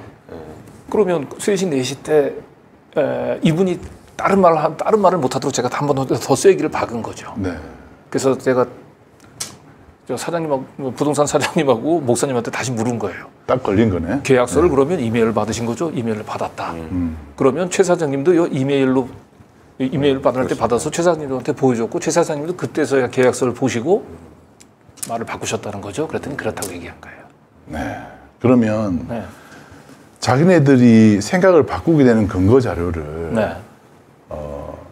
정말 나중에 받았으면서 네. 마치 이전에 받은 것처럼 네. 둘러대고 있는 상태라고 그러니까 볼 수 이제 있네요. 뭔가 급했다는 얘기죠. 네. 예, 뭐 본인이 당당하고 밝힐 수가 있는 부분이 있기 때문에 계약서가 있으면 바뀔 수 있는 거 아닙니까? 네, 그러면 네, 이제 천천히 하셔도 되는데 네. 뭔가 쫓기듯이 이제 하다 보니까 자꾸 이제 스텝이 엉키는 거죠. 예, 그런 뉘앙스 저는 많이 받았거든요. 그러니까 말을 먼저 하고 이메일이 나중에 도착하는. 네. 그렇죠. 이메일이 발송하는데 사실 1초도 안 걸리잖아요. 네. 아무리 저 호주에 어디 뉴질랜드 어디 다른데 지구 반대편에 있더라도 네. 이메일 보내는데 네. 오후 3시부터 9시까지 6시간이 걸릴 리가 만무하죠. 네, 네. 그렇죠. 그러니까 백 목사님은 굉장히 급했던 거죠. 네. 처음에는 이제 자기가 한동훈 후보자를 도와준다고 생각을 해서 한동훈 후보자는 집 팔고 바로 떠났다. 더 이상 여기 주소지도 사용하지 않았다라고 얘기를 했다가 나중에 보니까 아차차차 이렇게 얘기하면 위장전입 네, 네. 인정하는 거. 네. 그래서 2년간 팔고도 2년간 더 살았다. 네. 라고 다시 말을 바꿔야 되는 누군가로부터 그걸 그냥 말을 바꾸시면 안 되니까 계약서를 보면니까 2년간 살았더라. 전세를 끼고 내가 샀더라. 이렇게 얘기를 하세요. 그러다 보니까 계약서가 보지 않은 상태에서 누군가 코치를 받은 얘기를 가지고 하려고 하다 보니까 정확하게 한동훈 후보자 계약서에는 한동훈 후보자의 전세금이 3억 5천인데 이걸 5억 원이라고 얘기를 한 거죠. 액수도 전세 계약서 그 당시 보고했다고 했는데 그런 정도 실수는 아니겠죠. 그렇죠. 그리고 중요한 거는 우리하고 통화하고 난 이후에 메일로 매매 계약서를 받은 건데 매매 계약서도 꼼꼼히 훑어보셨다고 얘기한다면 본인이 진짜 저분 얘기대로 매매 계약서를 꼼꼼히 훑어봤다고 얘기한다면 그 매매 계약서에 계약을 체결할 당시에 전세권이 설정돼 있었고 전세권 설정된 사람 이름도 계약서에 다 있단 말이에요. 김모 씨의 2억 5천 있는데. 그런데 그 매매 계약서에 그 2억 5천 원래 그 전세권 설정됐던 사람 이름이 어디냐라고 거꾸로 본인이 매매 계약서를 보여주면서 우리한테 이 계약서 그래도 이름이 어디냐라고 물어보시는 거예요. 그러니까 계약서 자체를 꼼꼼히 살펴보고 난 뒤에 우리한테 말을 바꾸신 것이 아니고 계약서를 확보하기 전에 누군가로부터 코치 받은 대로 그냥 계약서 보니까 이런 내용이 이렇게 됐습니다. 라고 하고 자신의 알리바이를 입증하기 위해서 계약서는 나중에 받았는데 그 나중에 받은 거죠. 나중에. 그 하나 첨언하자면 이제 저희가 이제 좀 그 우리 관계자나 저나 취재를 가서 만났을 때 왜 저희한테 이렇게 화를 내고 욕을 하고 하는지가 좀 의문스럽잖아요. 그랬을 때 분명히 우린 이렇게 얘기했습니다. 아니 이거는 저희한테 말씀하실 게 아니고 위장 전입을 하는 한동훈 부부한테 컴플레인 하셔야 됩니다. 이렇게 얘기를 했을 때 목사님이 그러셨죠. 진은정 씨한테 통화를 했는데 본인은 공인이라 나설 수가 없다. 이렇게 답변을 받았다고 저희가 얘기를 다 들었습니다. 진은정 씨랑 그럼 통화를 했다는 거네요? 통화를 했다는 얘기입니다. 최근에? 예. 진은정 씨가 지금 취재 기자나 다른 외부인들과 지금 통화를 한 적이 있습니까? 이상한 외부 전화는 일체 안 받습니다. 절대 안 받잖아요. 제가 몇 번의 전화번호를 바꿔서 해봤는데 안 받아요. 그런데 이분의 전화는 받았다. 백 목사 전화를 받았네요. 이분의 전화는 받았다. 그러면 백 목사와는 이미 신뢰할 만한 전화번호, 예를 들면 뭐 즐겨찾기 정도에 들어가 있지 않으면은 그렇죠. 알 수가 없는. 알 수가 없죠. 네. 참 미스터리입니다. 그래서 예. 제가 오늘 저기 한동훈 후보 청문회가 9일에 있지 않습니까? 9일에 그래서 있습니다. 저기 법사위원 한 분하고 얘기를 해서 네. 저 백 목사를 좀 청문회 증인으로 해달라라는 얘기를 오늘 했고요. 네. 아마 주말 지나서 아마 어떻게 가부가 될지에 대한 부분을 받기로 했습니다. 아, 백 목사가 좀 나와서 얘기를 하는 것도 좀 중요하겠네요. 네. 예. 저는 이분이 또 그러니까. 나와서도 많이 말이 꼬일 것 같아요. 네. 어쨌든 저는 굉장히 그날 그 부동산 업소에 가가지고 백 목사님이 자기 아들로부터 받은 이메일로 받은 계약서라고 하는 걸 보여주는데 정말 깜짝 놀라서 충격적이었어요. 이메일 보낸 시각이 오후 9시야. 네. 그래서 제가 계약서를 우리 먼저 문자로 보내주긴 했는데 다시 그 계약서가 조금 선명치 않다는 걸 핑계를 대면서 제가 계약서를 찍었어요. 네, 근데 제 관심은 계약서를 찍는데 그가 아니고 계약서를 위에 있는 이메일 발송 시간 이걸 확보해서 제가 다시 한번 찍은 겁니다. 이메일 발송 시간. 잘 확인한 것 같습니다. 자, 이제 다음 그 주제로 한번 넘어가 보겠습니다. 그 타워팰리스 얘기 좀 해볼까요? 네. 타워팰리스 전세 계약서를 잠깐 보시겠습니다. 요게 지금 이제 현재 살고 있는 현재 살고 있는 계약서잖아요. 네, 그렇습니다. 요게 지난번에 한번 우리가 보도를 한번 해드렸는데요. 요거에 대해서는 어떤 내용을 말씀하실 건가요? 지금 그 독동 타워팰리스 6땡땡호는 현재 지금 한동훈 후보가 살고 있고요. 저기 지난번 보도에서는 저희가 김성은 씨와 진은정 변호사 간의 그 사인을 가지고 좀 얘기를 듣지 않습니까? 필체가 동일인이다. 어디 주목하시냐 하면 이 계약서는 김성은 변호사와 진은정 변호사가 계약을 체결한 거고요. 그렇기 때문에 저기 한동훈이라는 성함이 없지 않습니까? 이름이 없지 않습니까? 그러니까 임차인, 전세권자가 진은정이라는 거죠. 진은정이네요. 계약서에 진은정이 사인했으니까. 그래서 임차인은 진은정입니다. 임차인은 진은정인데 한동훈이 아니고. 다음 보시겠습니까? 이게 이제 2022년 관보에 게재된 한동훈 후보의 이제 재산 공개 현황인데요. 이상하게 분명히 진은정 씨의 임차권을 한동훈 씨 후보가 본인이 했다 이렇게 올려놓은 겁니다. 이건 허위 사실인데요. 그렇습니다. 그러니까. 왜냐하면 이게 본인과 배우자가 구분되어 있습니다. 공직자 재산 신고 내역은 구분되어 있고. 본인이 아니라 배우자 명의 아파트로 등재를 해놔야 되는 것인데 지금 현재 본인 걸로 해놨습니다. 문제가 뭐냐면 사실 5억 이내에서는 이제 부부간에 같이 살면 이제 증여세를 물지 않는데 지금 보시면 16억 8천 아닙니까? 심지어 한동훈 후보 같은 경우에는 2020년부터 3년 동안 저렇게 똑같이 16억으로 다 본인의 임차권을 설정한 것 같이 이렇게 허위 적시를 하고 있습니다. 네, 이건 명백히 허위 사실인 것입니다. 계약서가 중간에 바뀌지 않았다면 저게 이제 저 당시 이제 검사장급 이상 그 재산공개 내역들을 보면 이제 자기 부인 명의로 아내 명의로 그 전세 계약은 체결했지만 그걸 이제 자기 재산으로 신고하는 경우가 왕왕 있지 않나 해서 이렇게 쭉 살펴봤거든요. 그런데 배우자 명의, 그러니까 이 검사들이 대개 이제 그 지방에서 근무할 때 별도로 지방에 이제 그 오피스텔이라든지 이런 걸 얻어요. 임차를 해요. 현지에서. 물론 관사도 있긴 하겠지만. 근데 대부분 그걸 이제 배우자 명의로 보통 이제 계약을 하더라고요. 아니면 자기 명의로 이제 계약을 하면 아무래도 1가구 2주택이 아니라 하더라도 사람이 두 채를 가지고 있는 것처럼 보이잖아요. 재산 내역. 그래서 대개 지방에서 이렇게 전세를 얻을 때는 배우자 명의로 얻긴 하더라고요. 그런데 배우자 명의로 얻은 거는 재산 공개 내역은 다 배우자 임차 또는 배우자 거로 다 신고가 돼 있어요. 그런데 한동훈 후보자는 저게 한두 푼도 아니고 16억 정도 되는 임차 계획을 부인 명의로 했으면 부인 재산으로 신고해야죠. 사실 그 윤석열 후보도 2013년인가요? 재산 신고 잘못해가지고 징계를 받은 적이 있지 않습니까? 그러니까요. 그런데 이 사실은 지금 열린공감 TV의 취재로 처음 확인된 거죠. 이 부분도 지금 인사청문회에서 반드시 짚고 넘어가야 될 것 같습니다. 물론 이럴 수는 있죠. 진은정 씨가 명의로 계약을 해서 진은정 씨가 16억에 되는 전세권을 우리 남편한테 증여를 했다. 그래서 부부끼리. 그래서 증여를 해서 이건 내 재산이 돼서 한동훈이 내 재산 내가 그냥 내 증여받은 걸 내가 내 재산으로 신고한 거다 이럴 수는 있어요. 그렇게 답변을 하는지 한번 봐야 되겠습니다. 근데 그렇게 되면은 아까 얘기했던 대로 심혁 기자가 얘기했던 대로 부부간에도 5억이 넘는 부분들은 증여는 세금을 내야 돼요. 그렇습니다. 만약에 한동훈 후보자가 이 답변대로 자기가 진은정 씨가 임차로부터 전세권을 자기가 받은 거라고 증여받은 거라고 얘기한다면 5억 원을 초과하는 부분들에 대해서 증여세를 내지 않았다. 증여세를 내지 않은 상태에서 자기 재산으로 만들어서 자기 신고했다. 그럼 탈세가 되는 거죠. 그렇습니다. 한두 개가 아니네요. 네, 어떻게 해서도 빼박입니다. 네. 신고를 잘못했든지 실제로 자기가 재산이라고 제대로 신고했다고 얘기한다면 증여세를 탈루했든지. 이 부분은 반드시 네. 인사청문회에서 네. 확인이 됐으면 좋겠습니다. 네. 또 하나가 있죠. 전세금 인상권이 있죠. 네. 네. 뭐 언론에 뭐 많이 네. 나왔던 부분이긴 한데요. 네네.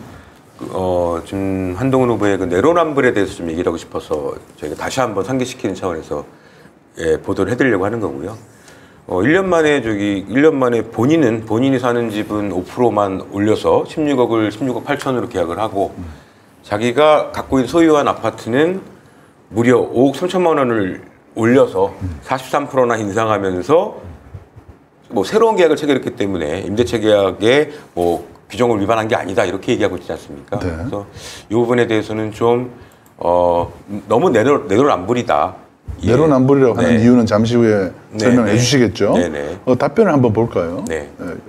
이제 한동훈 후보가 답변한 게 있습니다. 이제 2020년에 개정된 임대차 보호법에 네. 대해서 어떤 설명을 좀 해주시겠습니까? 네. 세입자가 기존 계약 만료 시 추가 2년의 계약 연장을 요구할 수 있고 집주인은 실거주 등의 사정이 없으면 이를 받아들여야 하며 이때 임대료는 5%를 추가해서 인상할 수 없다라는 게 이제 개정된 임대차 보호법이고요.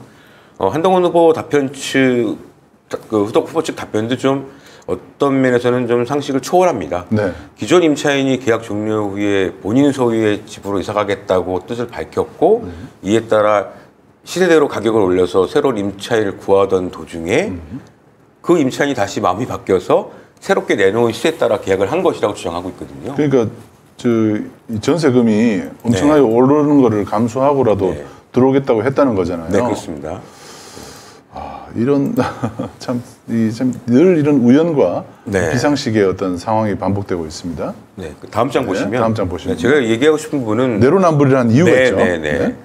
사실 저희 박주민 의원 같은 경우에는 사실은 임대차 보호법의 적용을 안 받는 신규 계약이어서 금액을 9.3%를 올렸다가 거의 뭐 국민의힘을 비롯한 집중 포화를 받아서 그 당시 이제 박영선 서울시장 후보 캠프의 홍보 본부장이었는데 그 집까지 내려놨거든요.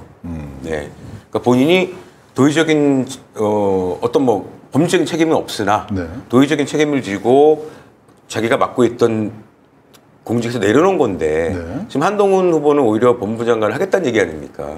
예. 임대료를 43%나 인상하면서 사실은 이 당시 인상 시점 이 법률과 당시에 이제 개정된 임대차 보호법을 위반한 것이죠. 그러니까 위반한 것이죠. 뭐 해석의 여부에 따라 다른데 예, 상식적이지는 않다고 봅니다. 네. 5%를 초과했기 때문에 이건 근데 본인은 이제 법적으로는 이제 이 법기술자들이 법원을 빠져나갈 수 있는 경우가 많잖아요. 그러니까 이 기존 세입자들이 이제 개정 임대차 3법의 보호를 받기 위해서는 그 사전에 계약갱신 청구를 해야 돼요. 근데 이제 한동훈 후보자 얘기로 이제 이분은 계약갱신 청구권을 행사하지 않았다는 거죠. 그래서 자기는 그냥 계약갱신 청구권을 행사하는 그 기간 동안에 그냥 집을 비우고 원래 내가 살던 집으로 가겠다라고 얘기를 했고 그러다가 다시 마음이 바뀌어서 다시 계약을 체결을 했는데 이때는 이제 이분은 계약갱신 청구권을 행사하지 않았기 때문에 5% 룰이 적용이 되지 않은 대상이 아니다라고 하는 거죠. 세입자의 잘못이다. 종전 세입자긴 하지만 세입자가 자신의 권리, 계약갱신 청구권을 행사하지 않았기 때문에 그래서 내가 그 5% 이 43%를 올려받은 것은 법적으로 아무 문제가 없다. 법적으로 문제 없는 것은 맞는 것 같습니다. 한동훈 후보 입장에서는 선량한 세입자네요. 그렇다. 선량한 세입자. 매우 선량한 세입자입니다. 자, 그러면 조금 전에 우리 그 관보 얘기를 조금 더 허위 사실 부분은 제가 오늘 이제 확인된 중에 가장 딱 부러지게 잘못한 걸로 보여집니다. 요거를 한번 공직자윤리위원회에 한번 확인해 보셨다면서요? 네, 확인을 해봤습니다. 요 한번 설명해 주시겠습니까? 통화를 먼저 들어볼까요? 통화 먼저 들어보시죠. 한동훈 후보 관련해서 2022년 관보를 보면 도곡동 타워팰리스 아파트 전세 임차권 16억 8천만 원을 본인한테 잡혀 있거든요. 근데 이게 원래는 청문회 요청서를 보면 계약서를 배우자인 진은정 씨가 계약을 했어요. 네. 근데 이게 왜 진은정 씨에게 잡히지 않고 한동훈 후보한테 이게 잡혀 있는지 궁금해서 전화드렸거든요. 잡혔다는 것은 명의가 그렇게 되어 있다는 말씀이신 건가요? 그러니까 보통 보면 관보를 보면 네. 본인 배우자 이렇게 해서 재산 사항이 나오지 않습니까? 네네. 그 재산 사항에서 아파트 임차권에 대한 부분을 한동훈 후보가 소유한 걸로 지금 나와 있거든요. 네. 근데 청문회 요청서를 보면 계약 당사자는 배우자란 얘기죠. 그 관보에 나와 있는 것은 네. 당사자가 신고한 걸 그대로 공개해 놓은 겁니다. 당사자가 신고하면 무조건 그냥 등재하는 건가요? 네네. 이거에 대한 확인 절차나 이런 거는 없는 거고요. 심사는 그 이후에 진행이 되는 거고요. 네. 공개되는 것은 신고한 것 그대로 공개가 되는 겁니다. 그러면 이게 2022년에만 이렇게 돼 있는 게 아니고 한동훈 후보가 재산 신고 고위공직자 재산 신고 자격이 부여되는 2020년부터 지금 계속 이렇게 잡혀 있는데 검증은 어떻게 된 건가요? 그렇게 신고를 해 오신 거죠. 신고를 저렇게 했으면 그대로 올린다. 그대로 고시한다 이 얘기죠. 그러면 관보는 사실 국민에게 보고하는 거잖아요. 그렇습니다. 왜냐하면 내부적으로 인사혁신처 공직자윤리위원회에서 네. 자기들이 자료를 받으면은 최소한 국민에게 전달하기 전에 국민에게 보고하기 전에 최소한 검증 절차는 거치는 줄 알았는데 예. 저도 이게 참 놀랍네요. 네. 그냥 고위공직자가 신고한 대로 네. 고시를 한다 이 얘기입니다. 허위 신고를 하더라도. 네. 근데 저 신고할 때 증빙 서류 같은 경우 다 첨부가 제출하게 돼 있는 걸로 알는데. 그거 이제 다음 통화 내용 보시면 다음 통화 내용 보시면 다음 통화 이어보시죠. 다음 통화로 이어져서 설명을 좀 더 들어보겠습니다. 그러니까 신고를 하면 이거에 대한 첨부 서류라든가 계약서 같은 거가 같이는 안 붙입니다. 안 붙이나요? 네네. 그럼 이거는 그냥 한동훈 후보가 잘못 신고했다 이렇게 보시는 건가요? 그거는 잘못했는지는 지금은 모르겠는데 그게 관보에 공개되는 것은 그냥 신고한 그대로 올라가는 겁니다. 이거에 대한 검증 절차는 없다는 말씀이신 거잖아요. 그러니까 그 이후에 심사는 하는 거죠. 예, 그럼 심사할 때는 분명히 계약서라든가 이런 것들을 받아서 보고 이게 정말 한동훈 후보가 갖고 있는 건지. 그게 다 붙이지는 않고요. 그런 계약서 같은 것은. 네. 네. 그리고 통상 이제 부부가 같이 살면서 이제 임차 전세를 살고 있으면 그 부분은 이렇게 저희 재산 심사하는 이유가 그런 거잖아요. 부정한 재산 증식 방지의 목적이 있기 때문에. 예. 네. 부부가 같이 살고 있는 집을 남편이 계약했는데 배우자 명의로 신고를 했다든가 이것은 그렇게 크게 문제되는 사항은 아니거든요. 그러니까 예를 들어서 공직자윤리위원회에서 이걸 검증하는 것도 없이 그냥 신고한 대로 해준다는 게 좀 이해가 안 돼서요, 제가.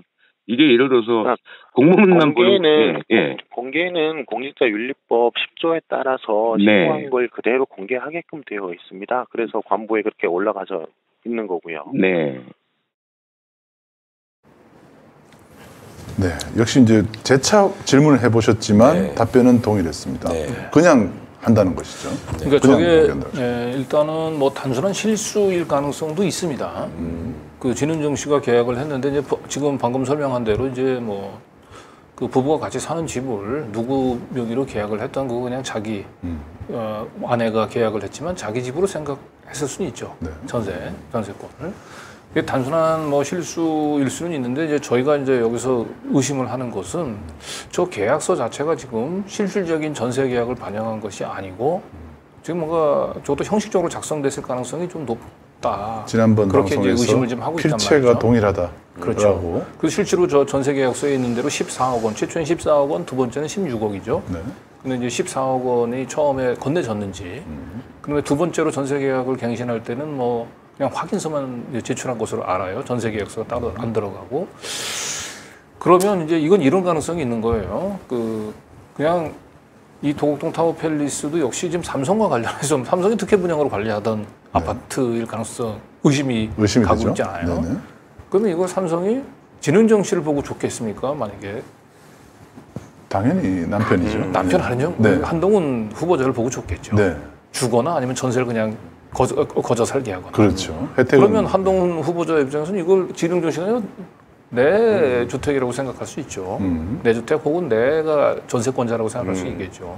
그러니까 그런 생각에 그냥 이건 내 집이라고 신고는 했고 나중에 생각해 보니까 아하 이거 내가 이거 전세 계약한 거로 얘기하면 이거 조금 문제가 되겠네. 라고 해서 부인을 이름을 빌려서 전세 계약을 썼을 가능성도 있다. 네, 그렇죠.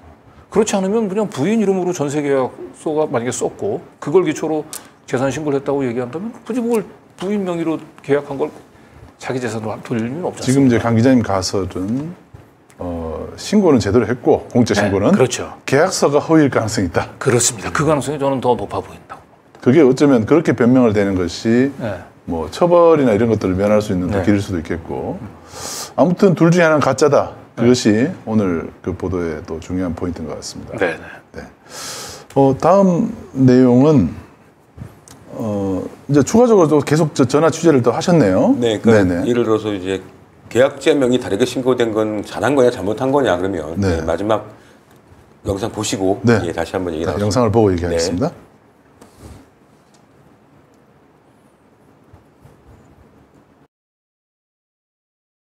그러면 허위의 사실을 기재했을 경우에는 어떠한 제재를 받습니까? 그거는 뭐 심사 결과에 따라서 뭐 경고나 뭐 징계, 과태료 뭐 여러 종류가 있습니다. 예. 그럼 지금 제가 말씀드린 이 건에 대해서는 어떤? 그거는 심사를 해봐야 아는 거죠. 네. 그러면 지금 공직자윤리위원회 검증 절차 자체가 문제가 있는 건 아닙니까? 글쎄요. 그거는 제가 뭐라고 말씀드리기는 좀 어려운 것 같습니다. 그러니까 우리 그 사무관께서 보실 때는 이게 맞는 거라고 보시는 건 아니시죠? 아까 말씀하신 그러면 이제 그 실질적으로 계약자하고 다르게 신고한 것은 잘못인 거죠. 네, 그렇게 되었다면. 네. 제가 염려스러운 것은 그냥 후보자가 재산 신고한 대로 관보에 고지가 되면 관보가 그거를 정확하다고 저희가 볼 수 있을까요? 아니, 그거는 법상 그렇게 되어 있습니다. 심사하기 전에 거를 신고한 것을 그대로 공개하게끔 되어 있기 때문에. 네네. 그럼 심사 담당하시는 분하고 좀 통화 좀 해도 될까요? 지금 자리에 안 계신데요. 제가 기자님한테 전화를 드리라고 하겠습니다. 네네, 감사합니다. 감사합니다. 네, 전화로 이제 하나하나씩 이제 따져 물었고 저들이 이제 공무원들 인사혁신처 공직윤리위원회에서는 문제가 있다라고 좀 판단을 했네요. 그러니까 최소한 저 계약서가 이제 진정한 것이라고 얘기한다면 한동훈 후보자는 사실과 다르게 그것이 고의든 실수든 허위 신고한 부분들에 대한 책임을 피해갈 수는 없을 거고요. 그럴 것 같습니다. 그다음에 저희가 이제 또 한 가지 생각하고 있는 그 가정대로 한동훈 후보자가 이 부정한 이 거래를 은폐하기 위해서 형식적으로 계약서를 사회에 작성한 것이라고 얘기한다면 이건 굉장히 심각한 불법성 뇌물죄의 처벌을 받을 수 있는 사안이 되는 거죠. 다음 또 전화 취재를 또 계속 하셨어요. 그래서 이제 저희가 첫 번째 통화했던 사무관은 그냥 접수 받아서 그 관보에 고시하는 역할을 하는 분이었고, 그러면 이제 저희가 궁금했던 거는 그럼 심사하는 사람하고 얘기를 하고 싶다. 그래서 전화번호를 남겼더니 전화가 왔습니다. 전화가 왔군요. 통화 내역 한번 같이 들어보시죠. 인사혁신처 재산심사기획과장입니다. 네, 과장님. 한동훈 후보 관련해서 관보의 2020년 관보를 보면 그 한동훈 후보가 지금 도곡동 타워팰리스의 전세권을 본인 소유로 지금 기재가 돼 있거든요. 네, 근데 이게 계약서는 그 청문회 요청서를 보면 계약서는 진은정 씨 그 이름으로 돼 있어요. 이 아파트 전세권이. 그분이 사모님이신가요? 네, 배우자죠. 예. 예. 네. 일단은 네. 뭐 지금 한동훈 후보자님에 대한 뭐 개인적인 재산 관련돼서는 저희들이 아시다시피 그 목적의 이용금지 조항이라든가 비밀엄수 이런 조항들이 있어서 공직자윤리법에 네. 개인에 대한 신상 정보에 대해서는 좀 답변드리기가 좀 어렵다는 말씀을 드리고요. 아니요, 개인적인 신상을 말씀드린 게 아니고 관보라고 하면은 국민들이 봐야 되는 거잖아요. 고위공직자가 당연히 고위공직자가 국민에게 알려야 되는 부분이잖아요. 재산이 이렇다. 그런 부분에서 지금 그 본인이 임차권을 갖고 있지 않은데 본인이 갖고 있는 걸로 어떻게 보면 허위 사실을 신고한 거잖아요. 제가 이분이 뭘 갖고 있고 안 갖고 있고가 아니고 왜 이렇게 허위 사실을 기재를 했으며 그다음에 이 허위 사실을 기재한 부분이 2020년부터 3년간 계속 이렇게 잘못해왔거든요. 그럼 이거는 국민 입장에서 보면은 국민한테 거짓말한 거잖아요. 저희들이 답변 드릴 수 있는 거는 아까도 말씀드렸지만 그 부분에 대해서는 저희들이 뭐 답변이 좀 어렵다고 말씀을 드리고요. 그거는 이제 심사하고 관련된 사항이라 저희들이 임의적으로 답변 드리기가 좀 어렵습니다. 형식적인 답변으로 지금 면피하고 있는 것 같습니다. 지금 이게 왜냐하면 이게 사무소 위조냐, 허위 사실 고지냐, 그러니까 공짜재산 신고를 허위로 신고했을 경우는 처벌이 아주 훨씬 더 그렇죠. 강하죠. 그래서 이런 것들을 어떻게 볼 것인지에 대한 민감한 부분이라서 지금 답을 못하는 것 같습니다. 그리고 또 마지막으로 한 번 더 하나 더 있죠. 그것도 이어서 들어보시죠. 예. 근데 문제는 이렇게 관보에 게시가 되고 심사에 대한 과정을 거치지 않았다고밖에 판단이 안 되잖아요. 3년 동안 이렇게 해왔으니. 아무튼 그 부분에 대해서는 지금 현재로서는 좀 답변드리기가 좀 곤란하고요. 네. 앞으로 그런 부분 다시 기자님 말씀하신 부분 다시 추후 심사 때에는 다시 상세히 들여다보겠습니다. 아니 과장님 그게 아니고요. 제가 말씀드린 이분이 한동훈 후보가 우리나라 법무부 장관 후보로 지금 청문회 앞두고 있지 않습니까? 그러면 당연히 국민한테 제대로 된 사실을 알려줘야 될 고지의 의무가 있잖아요. 고위공직자로서. 예. 그래서 제가 말씀을 드리는 거예요. 이게 본인 임차권이 아닌데 3년 내내 본인 임차권으로 관보에 등재를 했고 두 번째는 또 배우자인 진은정 변호사의 채무 1억 8천만 원도 2020년부터 지금까지 고지 안 하고 있어요. 채무가 있다면 신고를 해야 되고요. 그러니까요. 관보 자체가 그 고위공직자가 신고한 대로만 게재가 된다라고 말씀하셨으니까 그러면 그 말에 대한 부분에 대해서 정말 적당하게 적정하게 이분들이 재산 신고를 하셨는지에 대한 심사는 하셔야 되는 거잖아요. 예, 그렇습니다. 근데 그 심사 과정에서 지금 3년 동안 심사가 안 됐기 때문에 지금 2020년, 2021년, 2022년 다 지금 어떻게 보면 허위 사실이 지금 고시가 된 거지 않습니까? 그거에 대해서 입장을 말씀 못 해주신다는 그 자체가 제가 이해가 안 되거든요. 근데 그 세부적으로 이제 들어가면 이제 심사와 다 관련이 있는 부분이라. 네. 저희들이 심사와 관련된 거는 좀 법에서 엄격히 제한하고 있어. 그러면 제가 거꾸로 여쭤볼게요, 과장님. 이렇게 잘못되게 신고한 이거는 잘못된 거 아닙니까?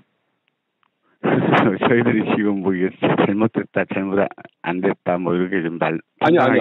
그러니까 제가 여쭤보고 싶은 거는 이게 상식적으로 적법하게 한 게 맞냐고 여쭤보는 거예요. 예를 들어서 제가 말씀드린 내용이 맞다면 이거는 당연히 징계 대상이 돼야 되는 거 아닙니까? 한번 저희들도 이게 이제 국회 쪽에 자료를 제출한 거라. 네. 일단 뭐 저희들도 이제 만약에 후보자에서 국무위원으로 들어오시게 되면은 저희들은 다시 신고를 하게 되거든요. 그때 한번 면밀히 들여다보겠습니다. 그러면 이 한동훈 후보의 이 재산 신고에 관해서 심사를 거친 적은 있습니까? 3년 동안? 만약에 정기 변동 신고로 계속 했으면은 심사는 했습니다. 심사는 하셨는데 발견하지 못했던 얘기네요. 그죠? 글쎄요, 그때 어떻게 심사를 했는지 저도 지금 모르는 상황이고요. 그래서 좀 상세하게 답변드리기는 좀 힘들고요. 금액이 과장님 16억 8천짜리예요. 이건 뭐 증여세 관련 부분도 있을 수 있고 이 부분 작은 부분은 저희는 아니라고 판단하거든요. 그럼 뭐 그 차후에 들여다보겠다 말씀으로 제가 그럼 이해하고 알겠습니다. 예. 지금 이제 오늘 이제 보도에서 언급이 안 됐습니다만 채무액 누락도 있네요, 그죠? 네, 그렇습니다. 네. 첫 번째 우리가 방송할 때 보도를 했었죠. 네, 그래서 보도를 했죠. 그렇죠. 오늘 방송만 보신 분들을 위해서 제가 말씀드립니다. 그래서 이 두 가지 사실이 그 재산 신고에서 누락이 된 부분에 대해서는 지금 다 눈을 감고 있었던 걸로 지금 보이고요. 그리고 저분이 말씀 중에 제일 어처구니 없는 부분이 이 부분이 지금 인사청문회가 진행되는데도 불구하고 인사청문회를 마치 통과된 걸로 가정해서 저렇게 국무위원으로 되고 난 뒤에 다시 보겠다 이런 말씀하는 부분도 상당히 그 공직자로서 자격이 없는 게 아닌가 그런 생각이 듭니다. 뭐 한동훈 후보자님 그러잖아요. 그러니까 자기가 해야 될 일을 지금 방기한 거잖아요. 그러니까 재산 신고 허위라고 하는 거 정도 가지고 설마 뭐 이 청문회를 통과 못 하겠어라고 하는 아니한 생각. 그러니까 재산 공개라고 하는 걸 요식 절차로 생각을 하는 거죠. 그렇죠. 그런 것들이 드러나고 있습니다. 자, 오늘 이제 뭐 시간이 어느 정도 다 돼서 저희가 이제 새롭게 좀 지난번에 잠깐 소개를 해드렸습니다만은 방송 중에 이제 시청자들 의견들을 저희가 취합을 해서 마지막에 질의응답을 짧게 갖는 그런 시간도 좀 가지려 하는데요. 오늘 지난번에 출연해 주셨던 우리 신입 기자께서 댓글 시민들의 의견들을 취합해서 소개해 드리겠습니다.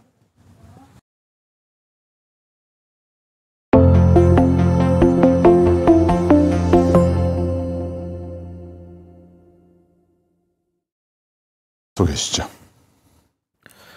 오늘 약 1만 명의 구독자분이 시청을 시작을 하셨는데 지금 막바지에는 16,000분 정도가 들어와 주셨습니다. 보니까 기도스쯤부터 인원이 급속히 늘어나더라고요. 지금 이런저런 댓글들 많이 읽었고 취합했고 그리고 제보도 별도로 받았습니다. 우선 제보부터 전해드리겠습니다. 부동산 관련 첫 인터뷰 때 백 목사가 명의 변경이라고 말하는 내용이 있었다고 합니다. 그 부분에서 매매라면 명의 이전이나 변경이라는 단어를 쓸 리가 없다는 제보자 의견이 나왔는데 이 부분에 대해서 의견 주십시오. 이제 백 목사님하고 저희가 통화를 참 많이 했어요. 저만 해도 한 3번 정도 했고 우리 신 기자님만 해도 한 2번 정도 했죠. 그리고 이제 부동산 또 직접 찾아가서 또 한 1시간 가량 또 했고요. 그래서 이 백 목사님의 그 앞에 했던 얘기 뒤에 가서 비교해 보면 서로 어긋나는 경우가 굉장히 많습니다. 근데 이제 지금 이제 명의 이전이라는 표현을 썼느냐라고 하는 부분들은 저희가 그 부분들은 사실 간과했던 부분이에요. 근데 굉장히 중요한 거를 그러네요.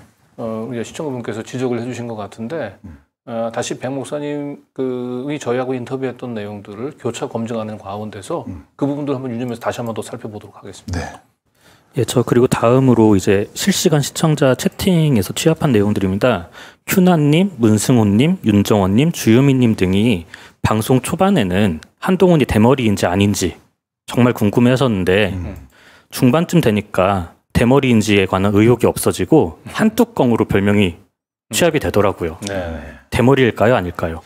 그건 뭐 다 아는 사실인 것 같은데요. 이미 채널 A에 등장하는 우리 백 기자와 그다음에 이동재 기자도 서로 대화를 주고받을 때 이동재 기자가 한동훈 후보자를 아예 대놓고 대머리라고 얘기하고 있죠. 그리고 한동훈 딸에 관한 의견도 상당수 있었습니다. 송도에 한동훈 딸이 거주하는 집이 있었을 수도 있다. 그 부분도 좀 확인을 부탁한다. 한동훈 딸도 털어야 한다. 그리고 한동훈 딸이 서울시장상, 인천시장상을 받았다고 하는데 그게 위조일 수 있다. 그러니까 그 부분에 관한 또 기사들이 삭제되고 있다고 합니다. 이 부분은 저희들도 계속 크로스체크 하겠지만 구독자분들도 백업도 해주시고 캡처도 해주시면 좋을 것 같아요. 그리고 여기에 대해서 최은영이란 분께서는 조국 가족 압색법을 좀 만들었으면 좋겠다. 그러니까 조국 가족을 했듯이 우리도 그렇게 하면 어떻겠냐. 그리고 한유진이 이중 국적자라는 의견도 나왔습니다.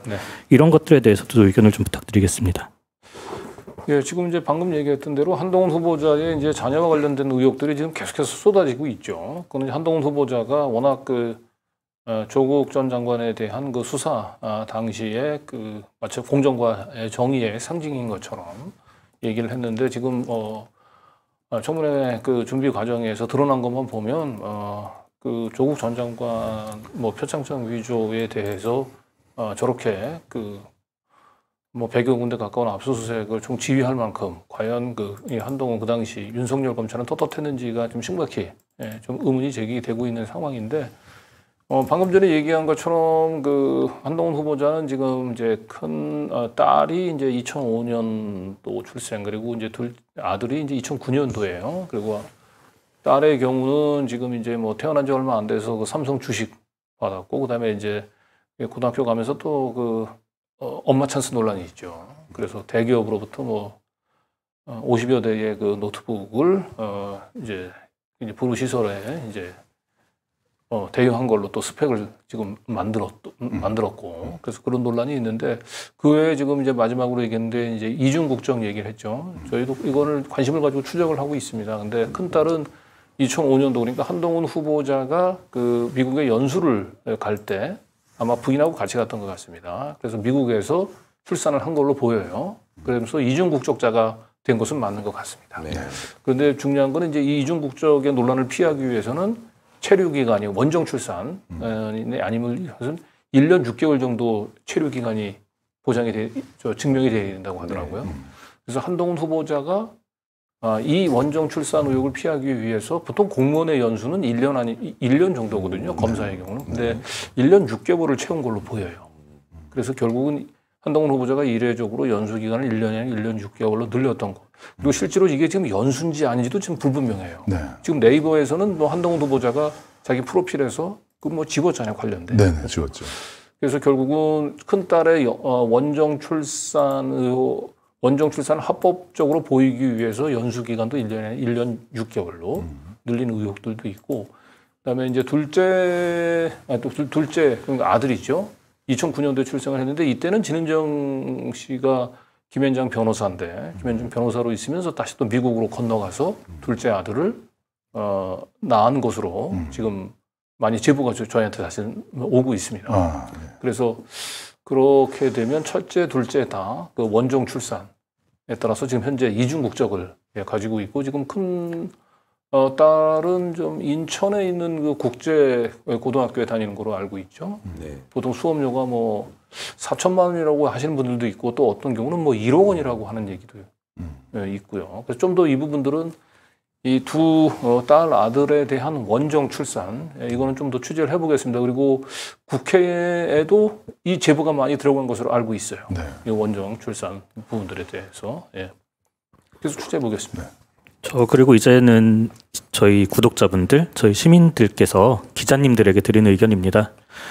우선 그 전에 아까 백 목사가 강 기자님한테 화내는 부분이 있었잖아요. 네. 그때 채팅창이 난리가 났었습니다. 왜 강 기자님한테 화내세요라고 다들 대동단결해서 한 2, 3분 정도가 계속 올라오더라고요. 네. 강 기자님 지켜주시는 시민분들 참 많이 계십니다.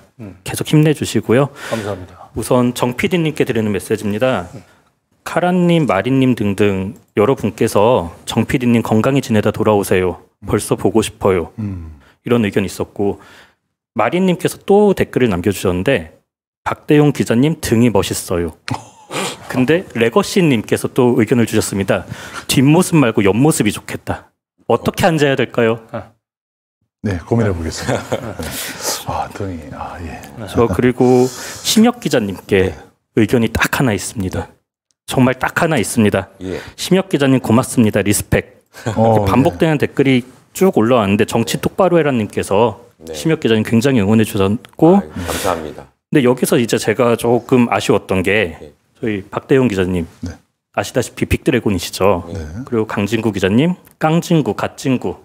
심혁 기자님 별명이 아직 없습니다. 저희 시민분들 조금 분발해서 심혁 기자님 별명 하나 만들어주시면 좋겠고요. 저 마지막으로 가장 인상적이었던 댓글 하나만 읽고 저는 마무리하겠습니다. 스카이스봉님, 김현숙님께서 아마 기자라면 이게 가장 기쁘지 않을까, 이 말이 가장 기쁘지 않을까 싶은 댓글을 남겨주셨어요. 취재도 참 잘한다.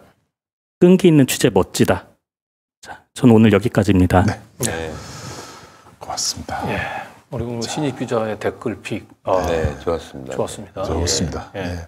오늘 저희들이 이제 새롭게 도입한, 왜냐하면 이게 소통하는, 그러니까 열린 공감 TV니까 시민들과 저희들이 이제 일방적인 전달이 아니고 시민들의 이제 반응, 그리고 시민들의 댓글, 그리고 시민들 여러분들의 목소리가, 여러분들의 이름을 저희가 호명해 드리면서 여러분들의 의견들도 저희 보도에 반영하고, 또 오늘 의견 주신 내용들이 다음 보도에도 저희들이 반영이 될 테고, 또 저희들 뉴스 진행 방식이나 저희들 기자들의 캐릭터 등에 대해서도 의견을 주신 부분들도 저희들은 아주 귀담아 듣고 있습니다.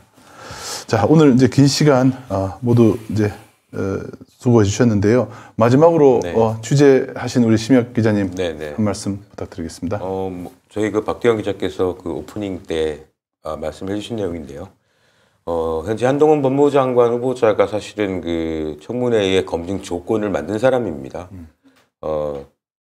전세보증금의 이체 내역을 공개해달라는 부분이 뭐가 그게 그렇게 하기 어렵습니까? 휴대폰 비번 당당하다면 왜 안 까십니까? 예. 사생활 비밀과 자유의 침해를 우려가 있어서 제출할 수 없다고요? 그러면서 왜 조국 장관님의 딸 조민양의 일기장까지 압수수색을 했습니까? 예. 정치는 아무나 하는 것이 아닙니다. 예. 책임을 지고, 뭐 개인적인 부탁이지만, 우리 한동훈 후보의 입에서 국민이란 단어가 좀 나오지 않았으면 좋겠습니다. 예, 이상입니다.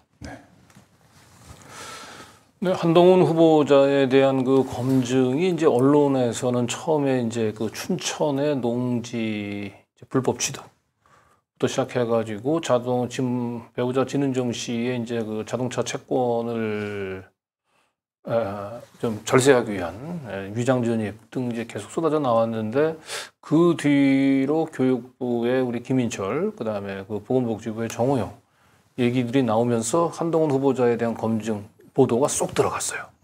예, 그런데 저희는 한동훈 후보자에 대해서 계속해서 검증을 이어갈 거고요.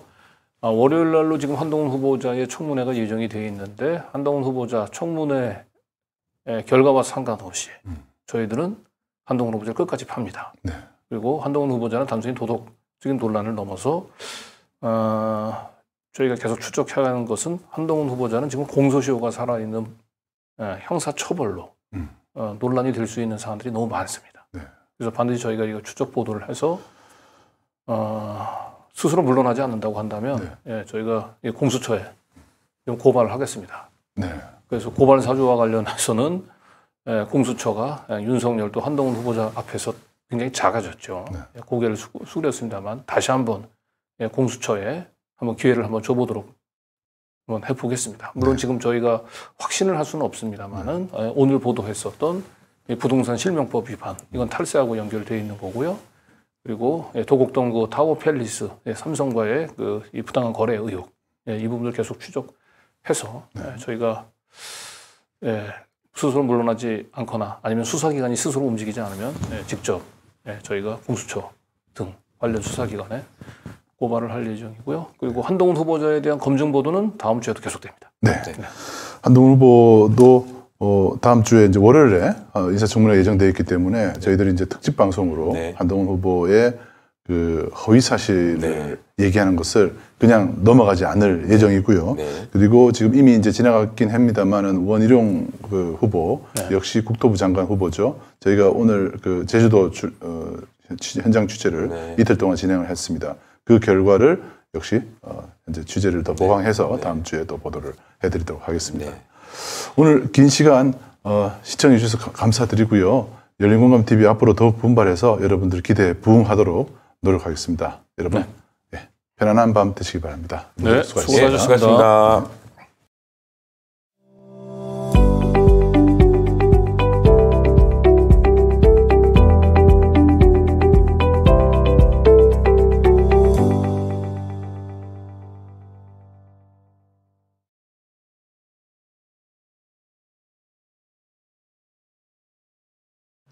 요새 못해먹겠다고 생각하시는 분들 많죠? 시간도 없죠. 뭘 하려 치면 일만 버리고 맛도 없죠. 자, 그럴 때일수록 더 잘 먹어야죠. 그냥 한 팩 뜯어서 프라이팬에 7분만 볶아보세요. 이 짧은 시간에 양념이 제대로 된 정석 돼지불백 다 됐습니다. 깔끔하게 매콤한 고추장 돼지불고기랑 단짠단짠한 간장 돼지불고기 뭘 더 좋아하세요? 국내산 회와 양파를 사용해서 정성껏 숙성시킨 양념육을 혼밥으로, 술안주로, 그리고 밥 반찬으로 넉넉하게 드셔보세요. 빠르죠? 간편하죠?